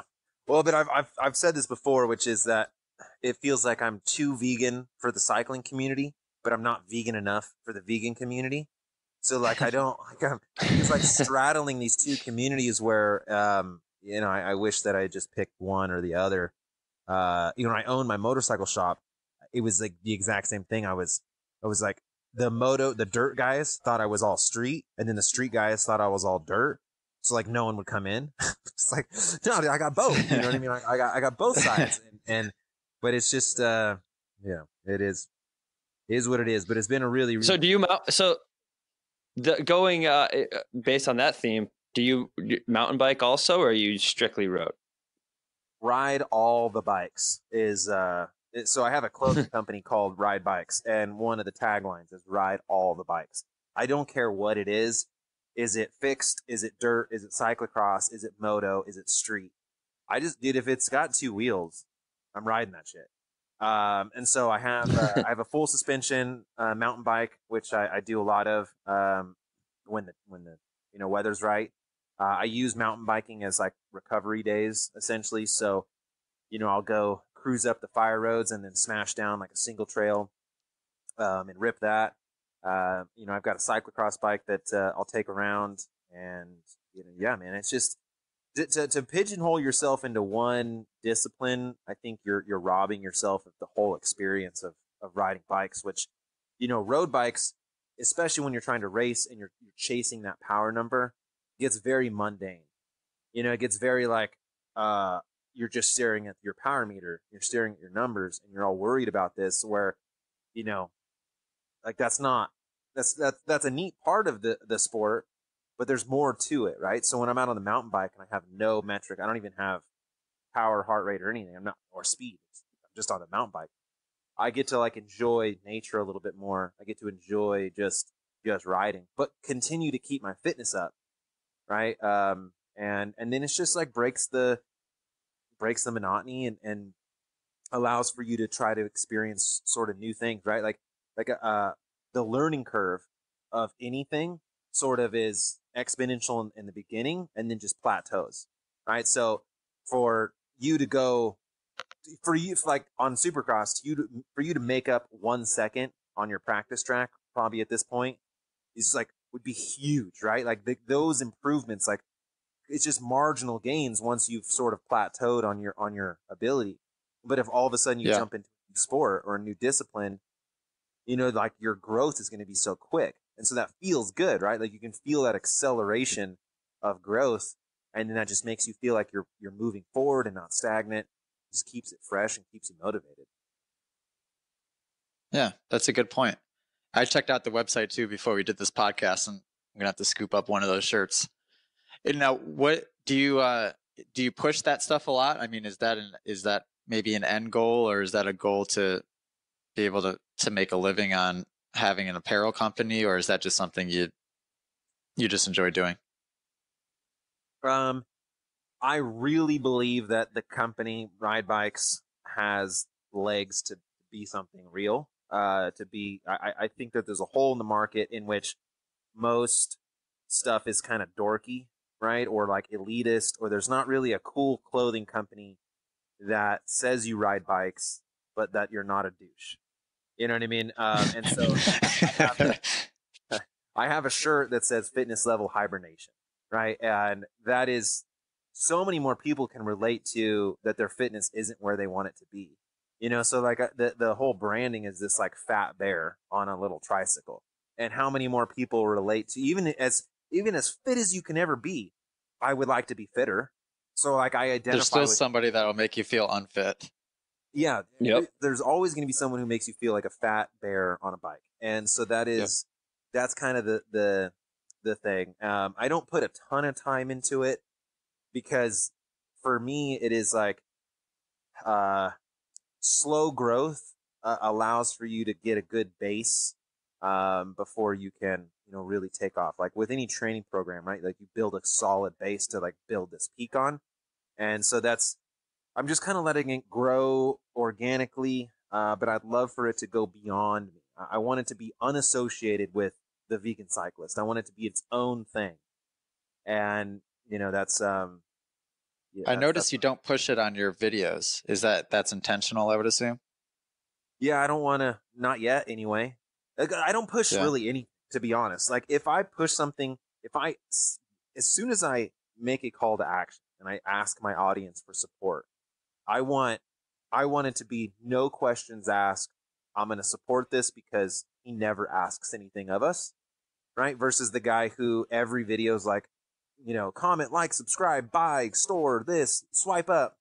Like, again, bro, Right. I'm here because I don't want to swipe up. I don't want to see you in your yoga pants and what training program you offer. Like, I get it, dude. I understand you're trying to, but give me some free entertainment before we enter into a paid contract together, right? And so that's sort of the thing, is like, I wear the shirts in the videos and I put a little plug at the very end, but I don't want to be that guy, dude. I hate that when I see that on stuff. And so one of the things is like, if I hate it, why am I going to put it in my own video? Then, so yeah. Mm-hmm. So I feel weird about pushing stuff. And if someone wants to buy something, if they want to show the support, they'll figure it out. Yeah, I like that approach. Well, 39 minutes after we had a little cutout issue, but we were quite a while before that. Yeah, we're deep into this one. I could go all day, but it's been. I could too. I mean, I'm a huge fan of like Joe Rogan's, podcast, and I think long form podcasts it's way better because it takes like an hour before you really start to get into some good stuff, and when you podcast for like 45 minutes or like this hour, and you got to have these little sound bites that you just quickly jump through. And, well, one thing we can end this on is like, cause, I know that AJ, you had a little bit of controversy going on a soundbite, and I've had that shit happen to me where people will take stuff out of context. And, man, we live in a society where people are so ready to just run with like a little news headline that it's so difficult now to like be honest and sincere. But you want to like, in that context, you're just kind of like joking or saying something or whatever. There was a video where I said, so I come from a time where the word gay was used for everything, right? Like it's not a derogatory, derogatory term. You're not trying to, it's just like, dude, my water bottle's stuck. That's gay. Like whatever. Like it's not you just use it as a thing. And I said that in a description of a video. Like, I just did not think anything of it. And it was in the description of the video. And I just said, like, something, and then I said, gay. And then all of a sudden I start getting all these comments. Like, oh, my God, VC, it's 2018. What are you doing? Blah, blah. And I was like, what are they even talking about? And then I was like, oh, shit. Everybody loves to do that. Yeah, and it was just like, so I've had to get really careful, because it's like, it's not about intention anymore, right? People don't care about what your intent is. It's literally, what did you say? And now I'm going to blow this out hardcore. And that's... How about this one? We got a comment on our podcast that we were too professional. Like that's the exact opposite. I'm like, you have to be, because everybody watches what you say like a hawk, and they go over everything with a fine-tooth comb. And if they find one thing to exploit, that's it. And then you end up in a situation like AJ was in. So it's like, which side of the coin are you going to be on? You want to be the guy who says all the controversial stuff and then has to defend it all over the place? Or do you want to just be a little bit careful and diplomatic and kind of talk like you're being recorded? Yeah, it's hard. I mean, I think that all sports, though, they are, especially moto, dude, there is not a single character in moto anymore. Like, everyone gets on the podium and they're like, thank you for my sponsors. It was great. Okay, bye. I know, it's so sad. Dude, can you please talk about this humongous pass that you just like jumped over half the track and like landed in this dude? Like, can you say like, whoa, that was crazy? Like, I want to hear your passion. I want to hear you talk about it. But everyone's so scared because you can literally lose your career overnight if you say one thing wrong. So the risk versus reward is like, I better just highly weigh on the side of like, I'm not going to say shit. And that's a bummer, man. It's a bummer because we need characters. We need that. We need to feel like we can relate to these people, because I can't relate to a robot. You know what I mean? Right. Most of these guys, when they get on the podium, it's just like, bro, why are we even interviewing these three guys? They're all going to say the exact same thing. In the younger generation coming up, it's almost even worse, with the exception of like an Adam Cincerello, which I love his podium interviews and just enter in any interview because he's very open. And Austin Faulkner is pretty good too. I mean, Faulkner will kind of speak his mind, But there's some like a Justin Cooper and Joey Savacci was like it, Jordan Smith. I mean, these guys that come up winning and being top 3 guys right from the very start, so many of them, they seem like robots. And to the point where I just fast forward through their interview. I'm like, what? I don't want to listen to this because I tell you right now, I know what he's going to say. But then on the flip side, yeah, you're right. I mean, look at the situation with me, and all it was basically my vernacular got me in trouble. I just like talking for you for 2 hours. I can tell you throw around the word douchebag lightly, which I know. Which I don't care. And you can read your tone and the way you say it, and it's not a big deal. I use the word sucked. I use the word suck all the time. Like, that guy sucks. This sucks. That sucks. I said somebody sucks, and I didn't intend for it to be malicious, but didn't matter. Did not matter. Right. Well, So the thing is, like, I identify with the Buttery Kid almost like very similar, because I feel like I have an audience that doesn't equate to my skill level, so I'm gaining more subscribers than I am watts, like the ratio of like how much I'm growing on YouTube versus what my performance is. And so, dude, it's like really bothers me that I'm not as fit as I think I should be. And I got to stop that, right? I got to stop that chase, because it's like, just because you have an audience somewhere, man, it freaks me out when someone's like, oh my goodness, dude, VC, you're here, you're going to win. It's like, no, I'm not. Like, I'm not. Like, just because you know of me doesn't mean that I'm good. And that is a endless pit of just like, because I just watched one of his videos where he was out with Josh Hill and Brian Deegan, and he like, Brian Deegan and Josh Hill do this jump, like they make it look like nothing, like it's no big deal. They make it look I could do it, and then the Buttery Kid goes and like, eats shit, and it was like, oh, like I relate to this, because you look at these guys and you think it's no big deal. You look at Phil Guyman in the cycling world, or like you see these pros doing these times or these wattages or these power winning, and you just assume that's not hard to do. But then, like, I'm a normal person. I'm not a pro athlete, right? I'm like barely a cat too, and and then so people are like, "Oh, you kind of not that great," And so, like, in my crit videos, people are always throwing out all this critique, on what I do and how I do it. And it's like, dude, just the fact that I'm in this race is like a miracle, right? Let alone that I'm, so.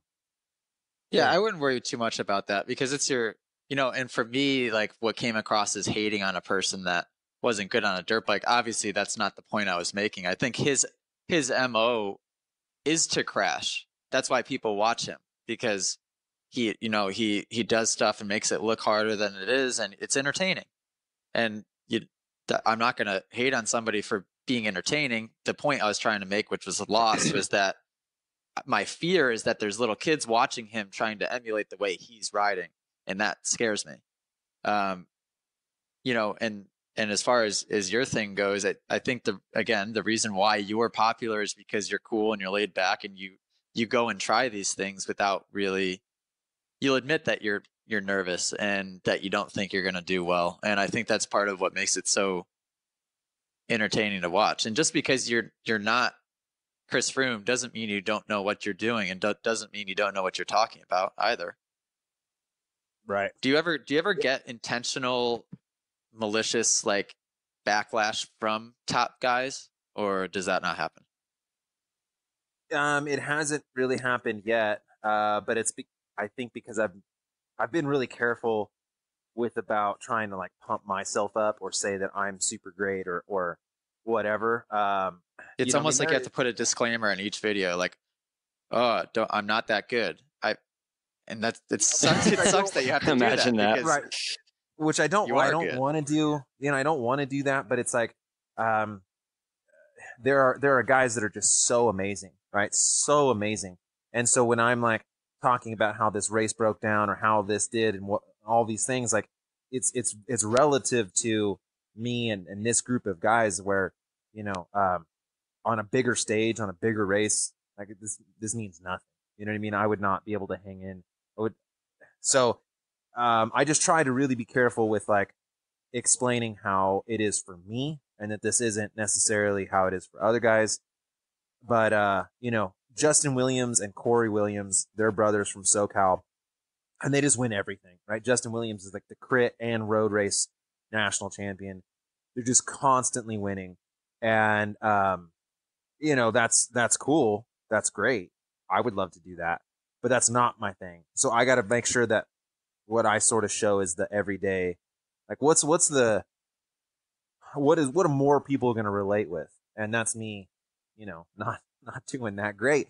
But what's crazy is that through this, I mean, I have like willed myself into a position of being decently fit, and I will win a race this year. I mean, I've gotten 3 seconds so far, which have been great. You know what I mean? Like it's I'm getting there for sure, but it just takes a lot of time. And with cycling, what's good and bad about it is you get out what you put in. So unlike moto or a lot of other things, mountain biking or a lot of stuff that's skill based, you know what I mean? You don't necessarily have to train super hard. Like sometimes you could just be really good at that skill and it take you a long way. But cycling is not that. It's primarily fitness, right? I mean, there's like racecraft and that sort of thing, but for the most part, you got to put in the time. You can't just put in 2 hours a week and expect to do anything. Right? You have to put in the time, which is great, but then it's also sucks because you got to keep putting in the time. So if I want to get better right now, like 10 hours a week is minimum. Like that's a shitty week, right? Like I need to do 15 hours a week to really make any sort of progression. And so then when I've got, you know, a full-time job, a family, the YouTube channel, and then train, like That's gnarly. What's the time? You know, like I got, boy, it's difficult. And so I try to show, you know, the human aspect behind that. When do you do your training primarily? Because that's the position I'm in right now. Is full-time job, 9-month-old baby, trying to get my riding in, trying to do the podcast, trying to keep everything in balance. Where do you find the time? Well, so balance. Like I have this idea of like an unbalanced, balanced life. So if you try to structure every day being super balanced, it's going to be too average, and it's like you're not going to be good at any one thing. So if you tried to do really well at work and podcast and being a father and you know, and training, like you're just going to do less of each one of those things than you'd rather do. So I try to like laser focus and go, okay, you know, this week I'm going to put in a 15-hour week on the bike and I'm going to train hard and I'm going to focus on this. But the family I'm not going to see them a ton, or I'm not going to like take them and do cool things. Like I'm going to sort of pull back from them just a little bit so that I can focus on this and focus on work. But then the next week when I have like a recovery week, then I don't focus so much on riding and I focus more on the family and make like gains, you know, try to put more energy into like making sure that my wife is stoked on me. You know what I mean? But it can't be every day. It has to be, you know, one week or even just one day, I'll just really make sure that she knows, you know, like clean the kitchen without being asked, or like take the baby or do something where she goes, hey, that was cool. You know what I mean? And that sticks in her mind. But as of like training for me, just personally, I like around like 1 to 3 o'clock in the afternoon. Obviously that's not a lot of people can do that if you're having to go out and physically work. I work from home. But that to me is a good time to train. And Do you work for yourself, Tyler, or do you work for a company? I work for myself. I mean, I have a web development company and then a data transfer company. I have partners in those. But that has been such a long journey to get to a place where I can work from home and I can be, you know, have something sustainable. My career, my business career has been an absolute roller coaster, dude, of success to utter failure, right? Like being in a foreclosed home, like boiling ice cubes on a stove because I don't have hot water, you know, to having 20 grand cash in a safe, to then having not a penny in my bank and like 2 broken down cars. Right? I mean, it's just like been a real roller coaster. And when my son was born, I believe he was like a year, just turned a year, and we had gone up to. I went up to go collect a check for a website, and I went to go in, and the guy changed his mind. And like this $700 check, like we had to cash it to get gas to get home. I mean, that is and he bailed on it. He's like, "No, I'm good. I don't want to do website anymore."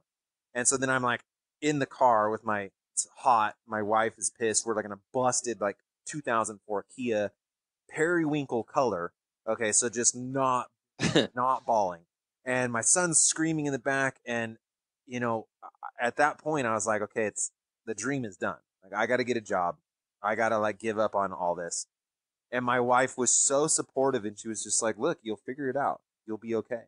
And I'm sure that she did not actually feel that way. I'm sure she was probably like, get a job, you deadbeat, son of a gun. But she supported me, and it was like literally this like catalyst of a moment where we changed the business model of the web development, and it just started growing from there. But we used this very dark time of like, dude, literally having to borrow money from a stranger to get home, to get gas to get home.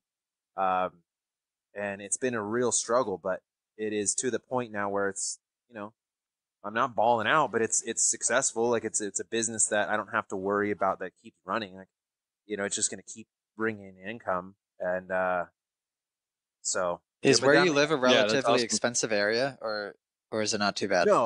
No, dude. I mean, my rent is $1,600 a month, which, depending on for California, that's reasonable. I mean, that's nationwide. I'd say that's way above average. Dude, I live in a 4-story, like 2,500 square foot house. You know what I mean? Like it's a crazy house, and I live in an amazing part of the world.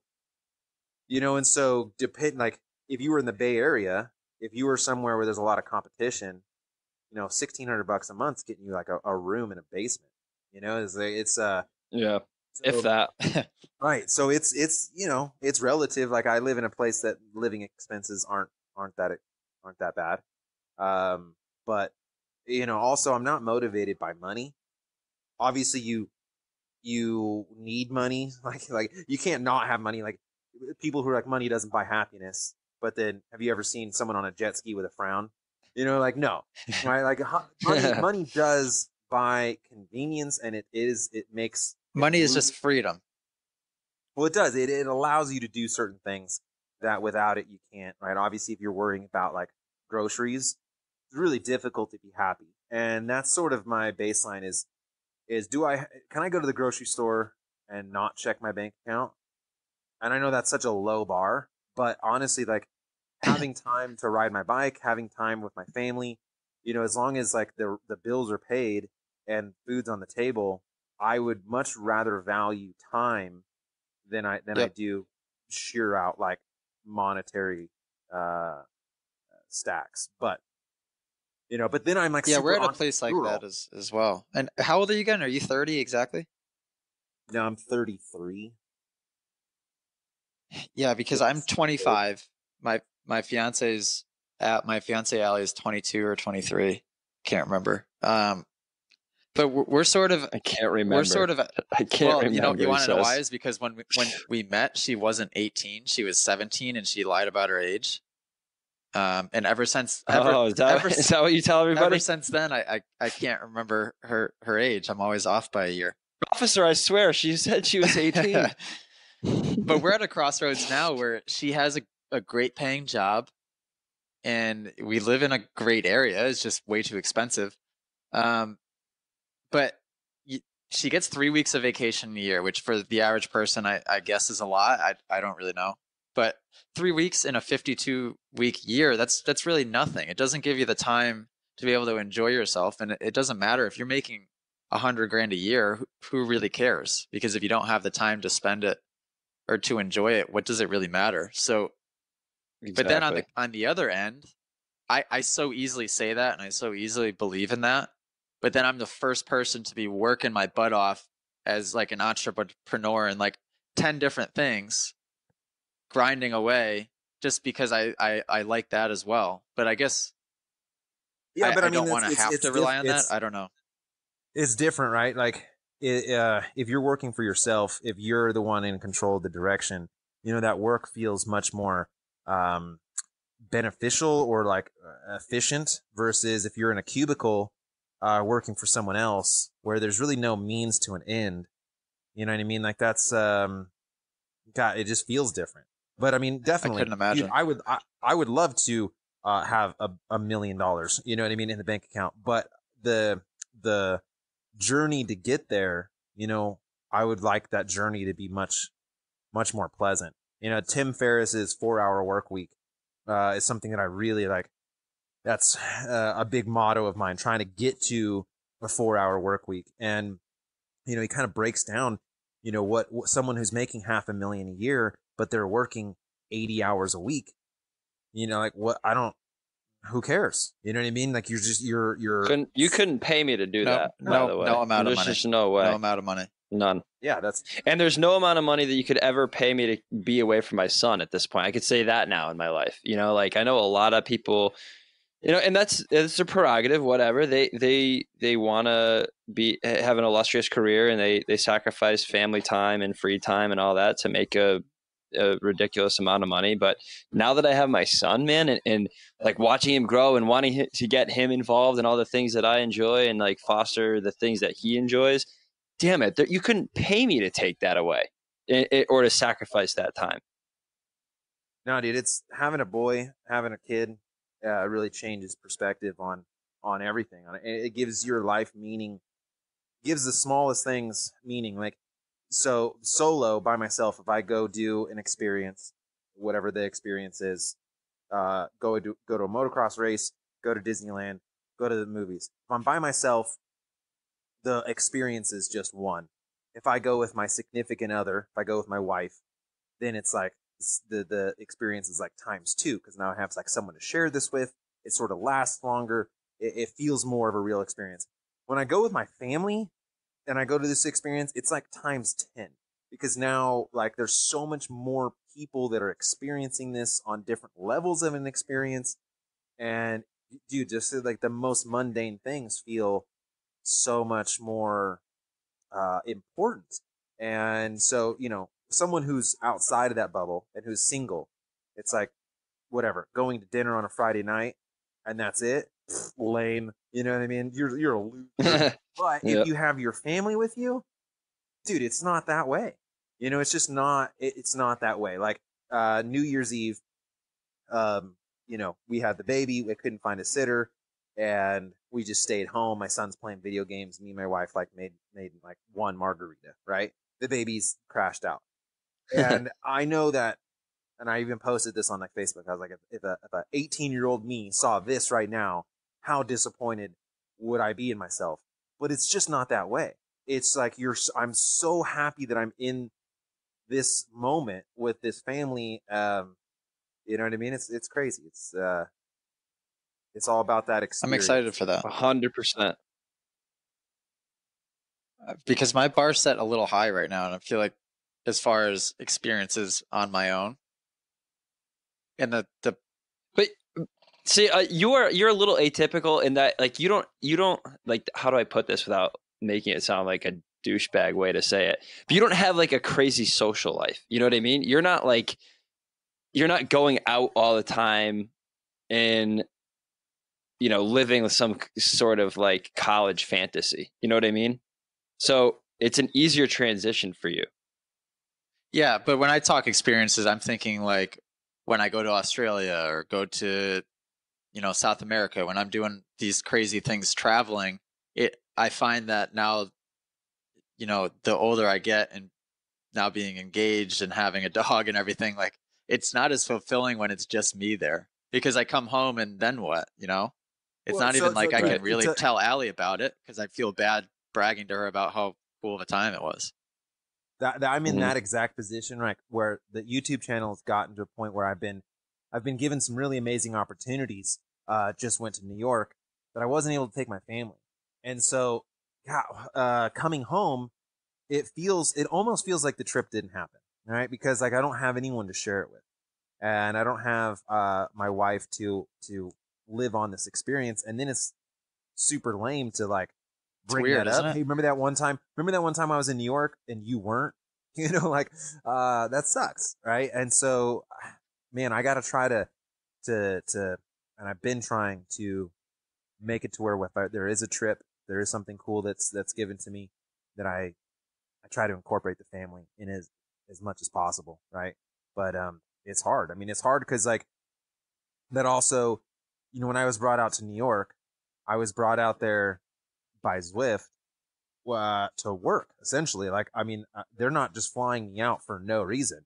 Like, I have an obligation to make some piece of content. So like, I'm really trying to actually work there, at least during the Wednesday. Like the rest of the days were just whatever. But if I have my family with me, I can't really spend a lot of time with them because I have like this obligation, right? And so yes, it's cool because like you get to sort of be free and you do your own thing, but then again, no one to share that experience with, and so just everything in life, and again, coming off super hippie, but it's all a spectrum, and nothing is black and white. Nothing is like this is the absolute best way to live life. It is dependent on you. It's dependent on your experience. It's dependent on your environment.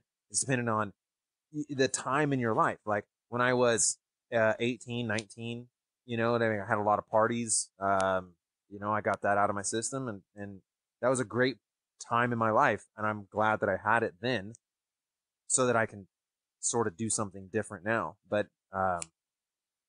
you know, It's amazing how that perspective changes. I mean, as you were just talking about telling your wife the story about how you were in New York and you felt like you couldn't really do it because it's same thing. Like I won the LCQ at Detroit. I qualified for the Triple Crown. I'm so excited.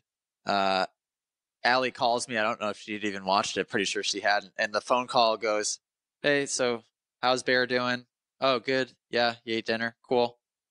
How's your day?" And she's like, "All right, well, I'm going to bed. I'm tired." And I was like, "Okay, yeah, well, I'll see you. I'll see you tomorrow."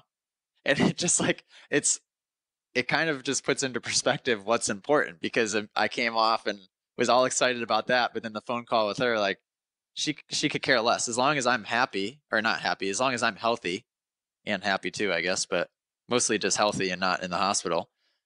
That's all she cares about. And for me, like, I've talked about this, I think maybe when we had the podcast with Kyle Chisholm, he talked about how sometimes he sits on the line or on race day, he thinks about how, so what if he doesn't do well, because he can go back to his family at the end of the day, and ultimately that's really all that matters.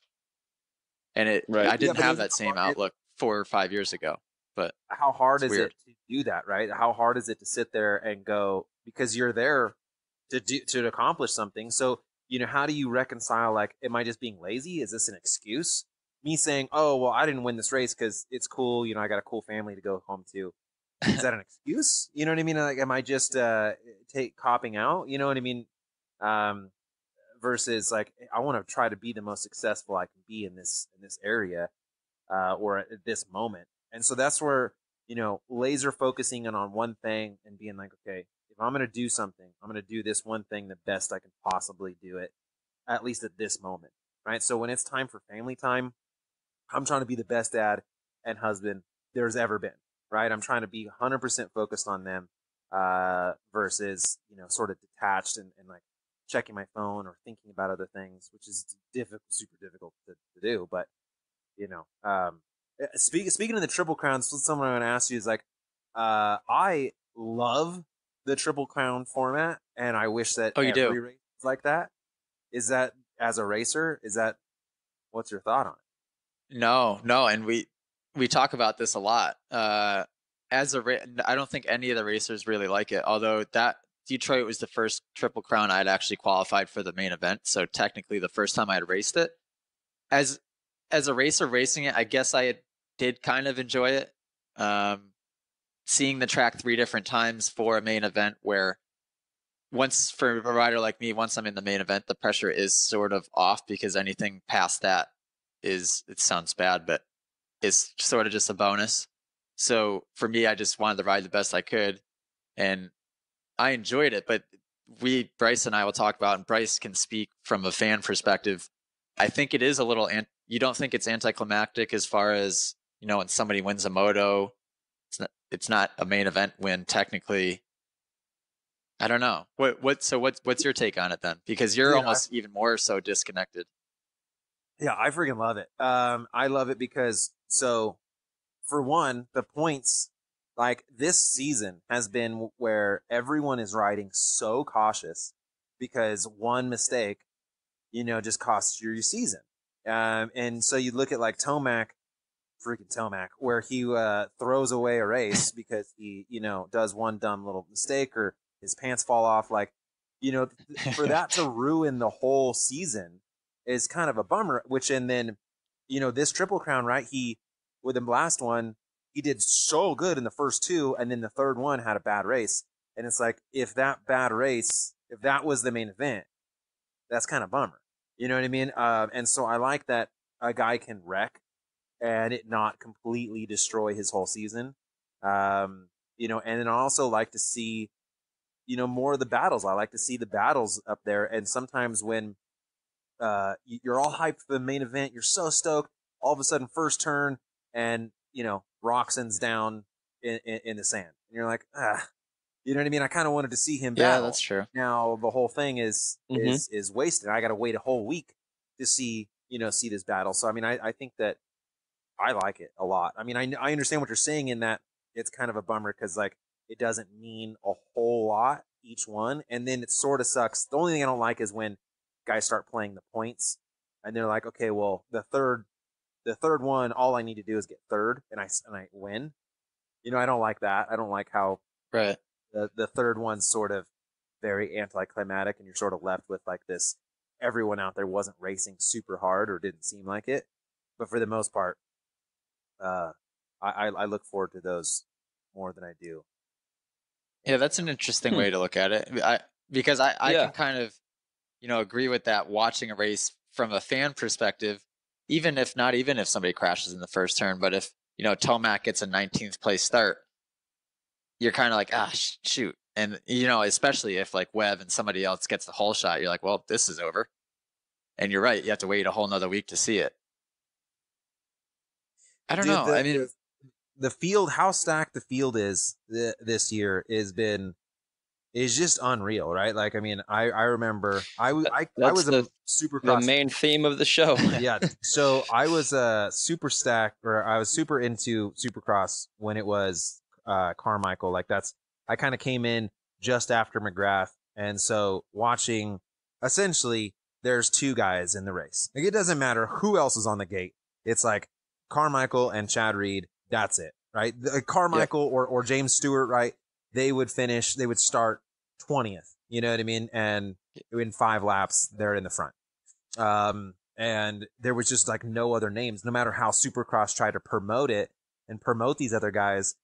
It's like, it doesn't really matter, right? Like Carmichael, Stewart, Reed, these guys are going to do their thing. But now, and I know Webb has been on like a tear, but it's like, dude, at any point, like so many guys that are just, champions, right? Like lights champions, or just, it's just so insane. It's so crazy. And then what ends up happening is like, it's strange because you take like a guy, whatever, like a guy like a Ken Roxon, and he gets 9th.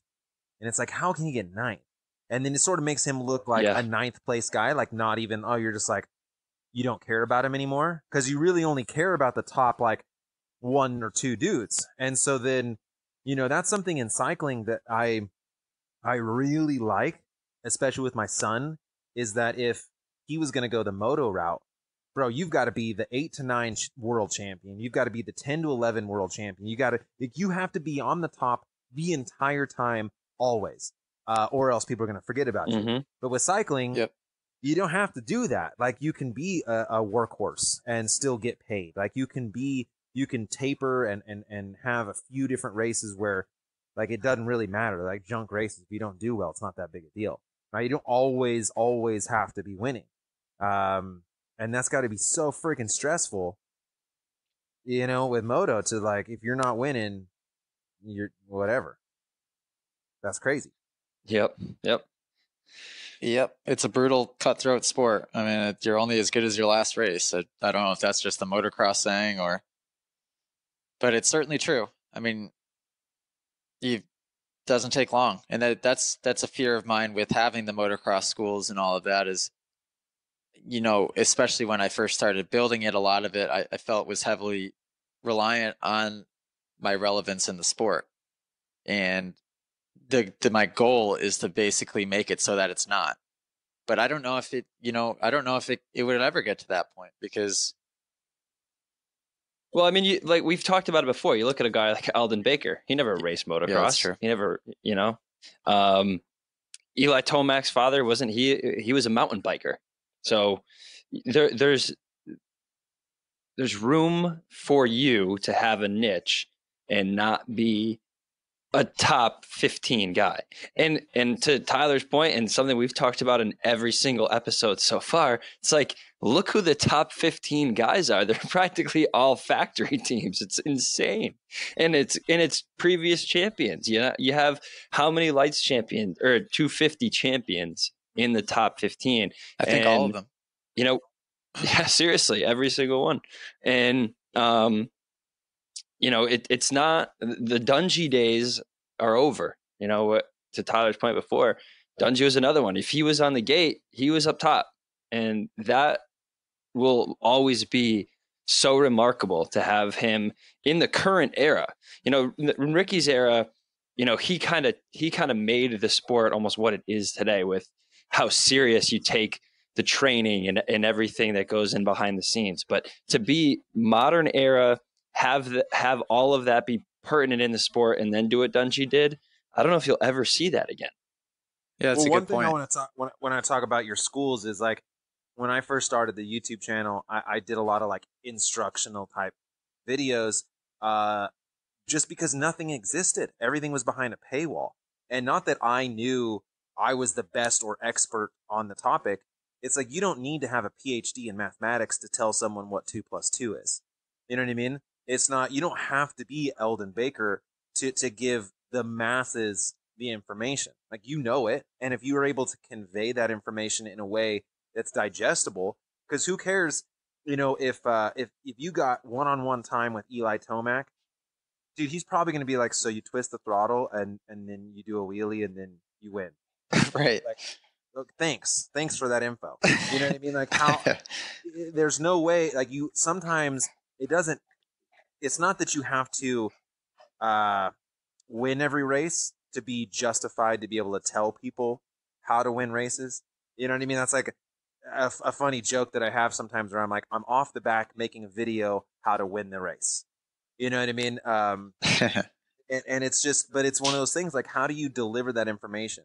And a lot of times the top guys, they don't even know, they don't know how to convey that information in a digestible, awesome way. So when you have a group of kids and you're telling them some of these really small nuances about, weighting the foot peg, and then you're able to express that to a way that clicks in their mind, that's a good teacher. It doesn't matter if you then can't go out there and win a full-on Supercross race. Like, you're doing your job. You're making way for these guys to, stand on your shoulders and go win those races. Yeah, well, luckily right now that's why there is a market for somebody like me. It's not easy to teach somebody, and I always did well in school, and I'm not the smartest person in the world, but I was always halfway intelligent, and it took me a while to be able to develop the skill to make sense of what the heck I was doing out there on the dirt bike. And you see it. I mean, I hire guest instructors all the time that are top name guys, and yeah, even if their personalities are great and they show up and they can hang out with the students, they definitely struggle to articulate the information and just make sense of it. And you can see it after the classes. It's funny. We'll kind of do a little debrief after the class day is over, and they're like, oh, wow, you know what? I've been doing that my whole life, and I never really thought about why or how. And you don't. Being able to teach is a very, very, it's a unique skill. Not a lot of people can do it. So for you, I think you have an above average ability to teach. I've said that before. you have a way to make things digestible, to make it make sense for people, to take what is so ingrained in you. And I think that's where a lot of guys get bogged down, is it becomes so much about the muscle memory and habit that they don't even know how to articulate it. And that's something you've always been able to do, is being able to articulate those habits and those muscle memories to an audience that needs that to be digestible. So it's a very unique skill. Yeah, well, and hopefully I'm doing a good job, and I definitely try to get better and better at it. But I would say it's hurt me a little bit when it comes to racing, because what's funny is now I'm out there in the middle of a race and I'm thinking about where my foot is. I put my foot out for the turn, and if I dab it, I'm like, shoot, I should have had it up higher. I should have had my toe in. When I'm braking into a turn, I'm consciously thinking, okay, get off the rear brake here. I don't want to drag the rear brake too long. Like all of these, I got a million thoughts going on in my head, where obviously a guy like Eli Tomac and those top guys, their minds are basically turned off when they're racing.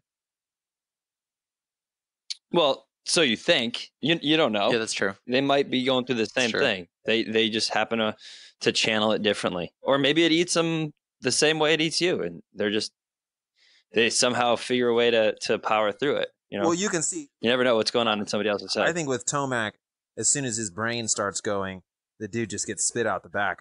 It's so, you know what I mean? He's like the fastest dude on the planet, and then all of a sudden just is so far off the pace. Like, it's so weird how hot and cold he is. Which, as a Tomac fan, just like devastates me. I just like flip my coffee table over. Should listen to our last episode, Tyler. Yeah, it's been a theme of our podcast too, is trying to figure him out. But it's just a mental thing. Obviously, it's got to be, right? Yeah, well, and that's what's crazy about guys that reach those peak levels, the highest levels of what they have to do to make that, right? Like, there are in cycling a lot of these stories where guys, adjusting their seat to like fractions of a millimeter, and it's like, that didn't do anything, but it's just, for whatever reason, in your mind, that's like, it clicks, like something's there, everything's perfect, and now you can do your thing. And man, it's hard to get to that mental space. But do you get really nervous before an event? I mean, I get nervous always. It doesn't matter what it is. It's I in the most recent video, my heart rate went up like 20 beats per minute on the start line. It's just like, I get very nervous. And then as soon as it gets going, I feel better. But it's just, I take it serious. You know what I mean? I want to do well. And I think that if I didn't have the YouTube channel, maybe it wouldn't be so pronounced, because it's like. So is that what it is? You're thinking you don't want to let people down, or? Yeah, I mean, a little bit, but it's like, because, okay, if you don't do well in a race, and no one cares, no one's watching, you could just dip out. That's like that race never happened. You're like, cool, we forgot about it. But when I kind of have to report, you know what I mean? And then I've got all these people that want to throw their armchair criticism, which I don't. You know what I mean? I get so much love, and I got to stop like looking at it like that. But just in my mind, I'm just like, God, I want to not let people down. I want to do well. And so it kind of freaks me out. But the more that we just go through this journey, I think that's just more about showing a real experience, a genuine experience, and that's kind of my shtick. So, and then as soon as that starts, you're fine. Yeah, kind of. Yeah, I mean, I get nervous at the end too, because like sometimes like I'll be in a good position or whatever. So like in anticipation of the sprint or whatever happens at the end, you'll get a little nervous. Yeah. Yeah, but it's all. I mean, it's all good, right? Those nerves. I mean, it makes you know you're alive. The thing about cycling, and like it's kind of like type 2 fun thing, is when I'm not. So I enjoy just sitting on the couch eating a vegan pizza immensely more, because I have a spectrum of, I'm not in freezing cold rain suffering doing 500 watts, right? Like I have that spectrum of what really sucks, if it's just, I go to my office, I come home, that's that. The spectrum isn't very wide. And so that's what I really love about cycling. It's like you're just suffering so much. And so then you just enjoy not suffering. So then just sitting on the couch, you're like, yes, dude, this is awesome. So, yeah, good. That's an interesting way to look at it. Bryce, do you have anything else you want to ask?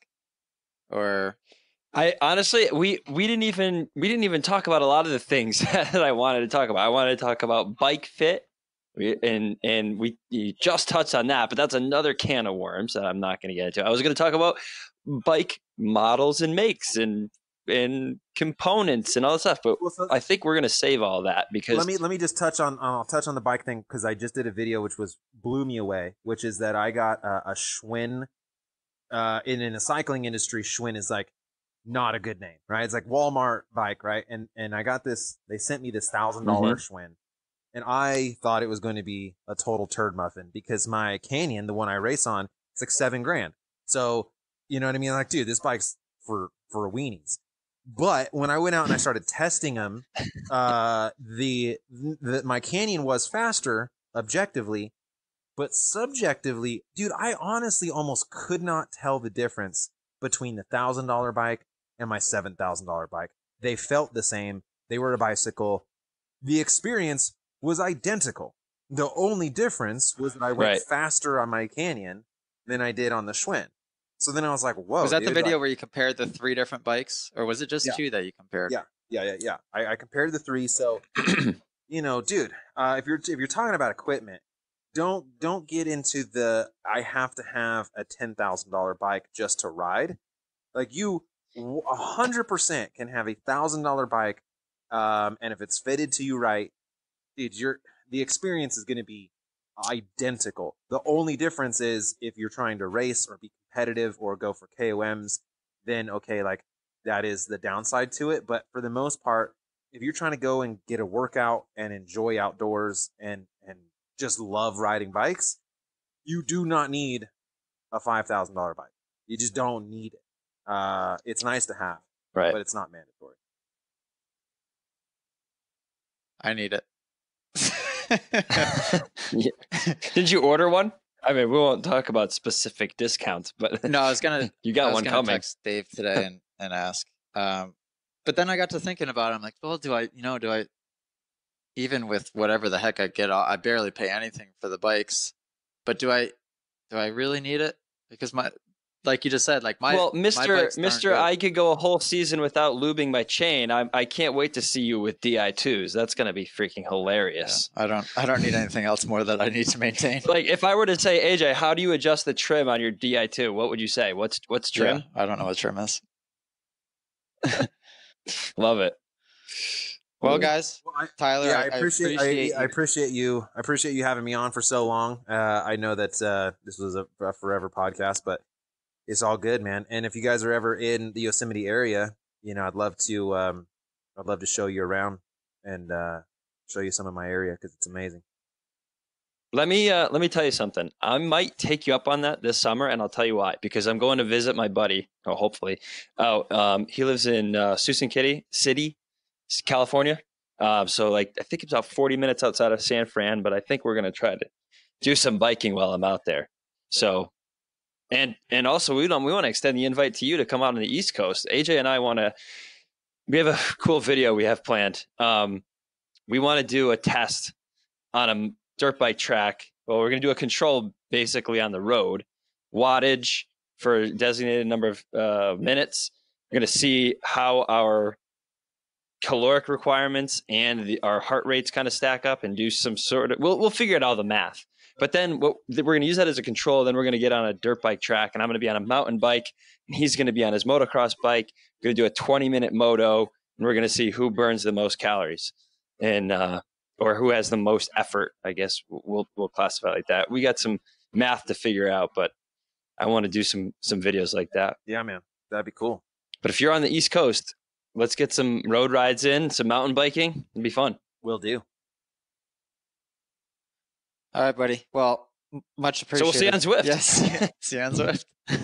Yeah, dude. Let's plan a Zwift race, man. I'm probably gonna race aired today. But if you ever want to get on a Zwift race, dude, hit me up. Let's definitely do it. Shoot me a text next time you pop on, because obviously when I'm home during the week, I can make it happen. So that'd be fun. All right, guys. Definitely. Thank you so much. All right. All right, Tyler. Appreciate it, man. Thanks. Bye.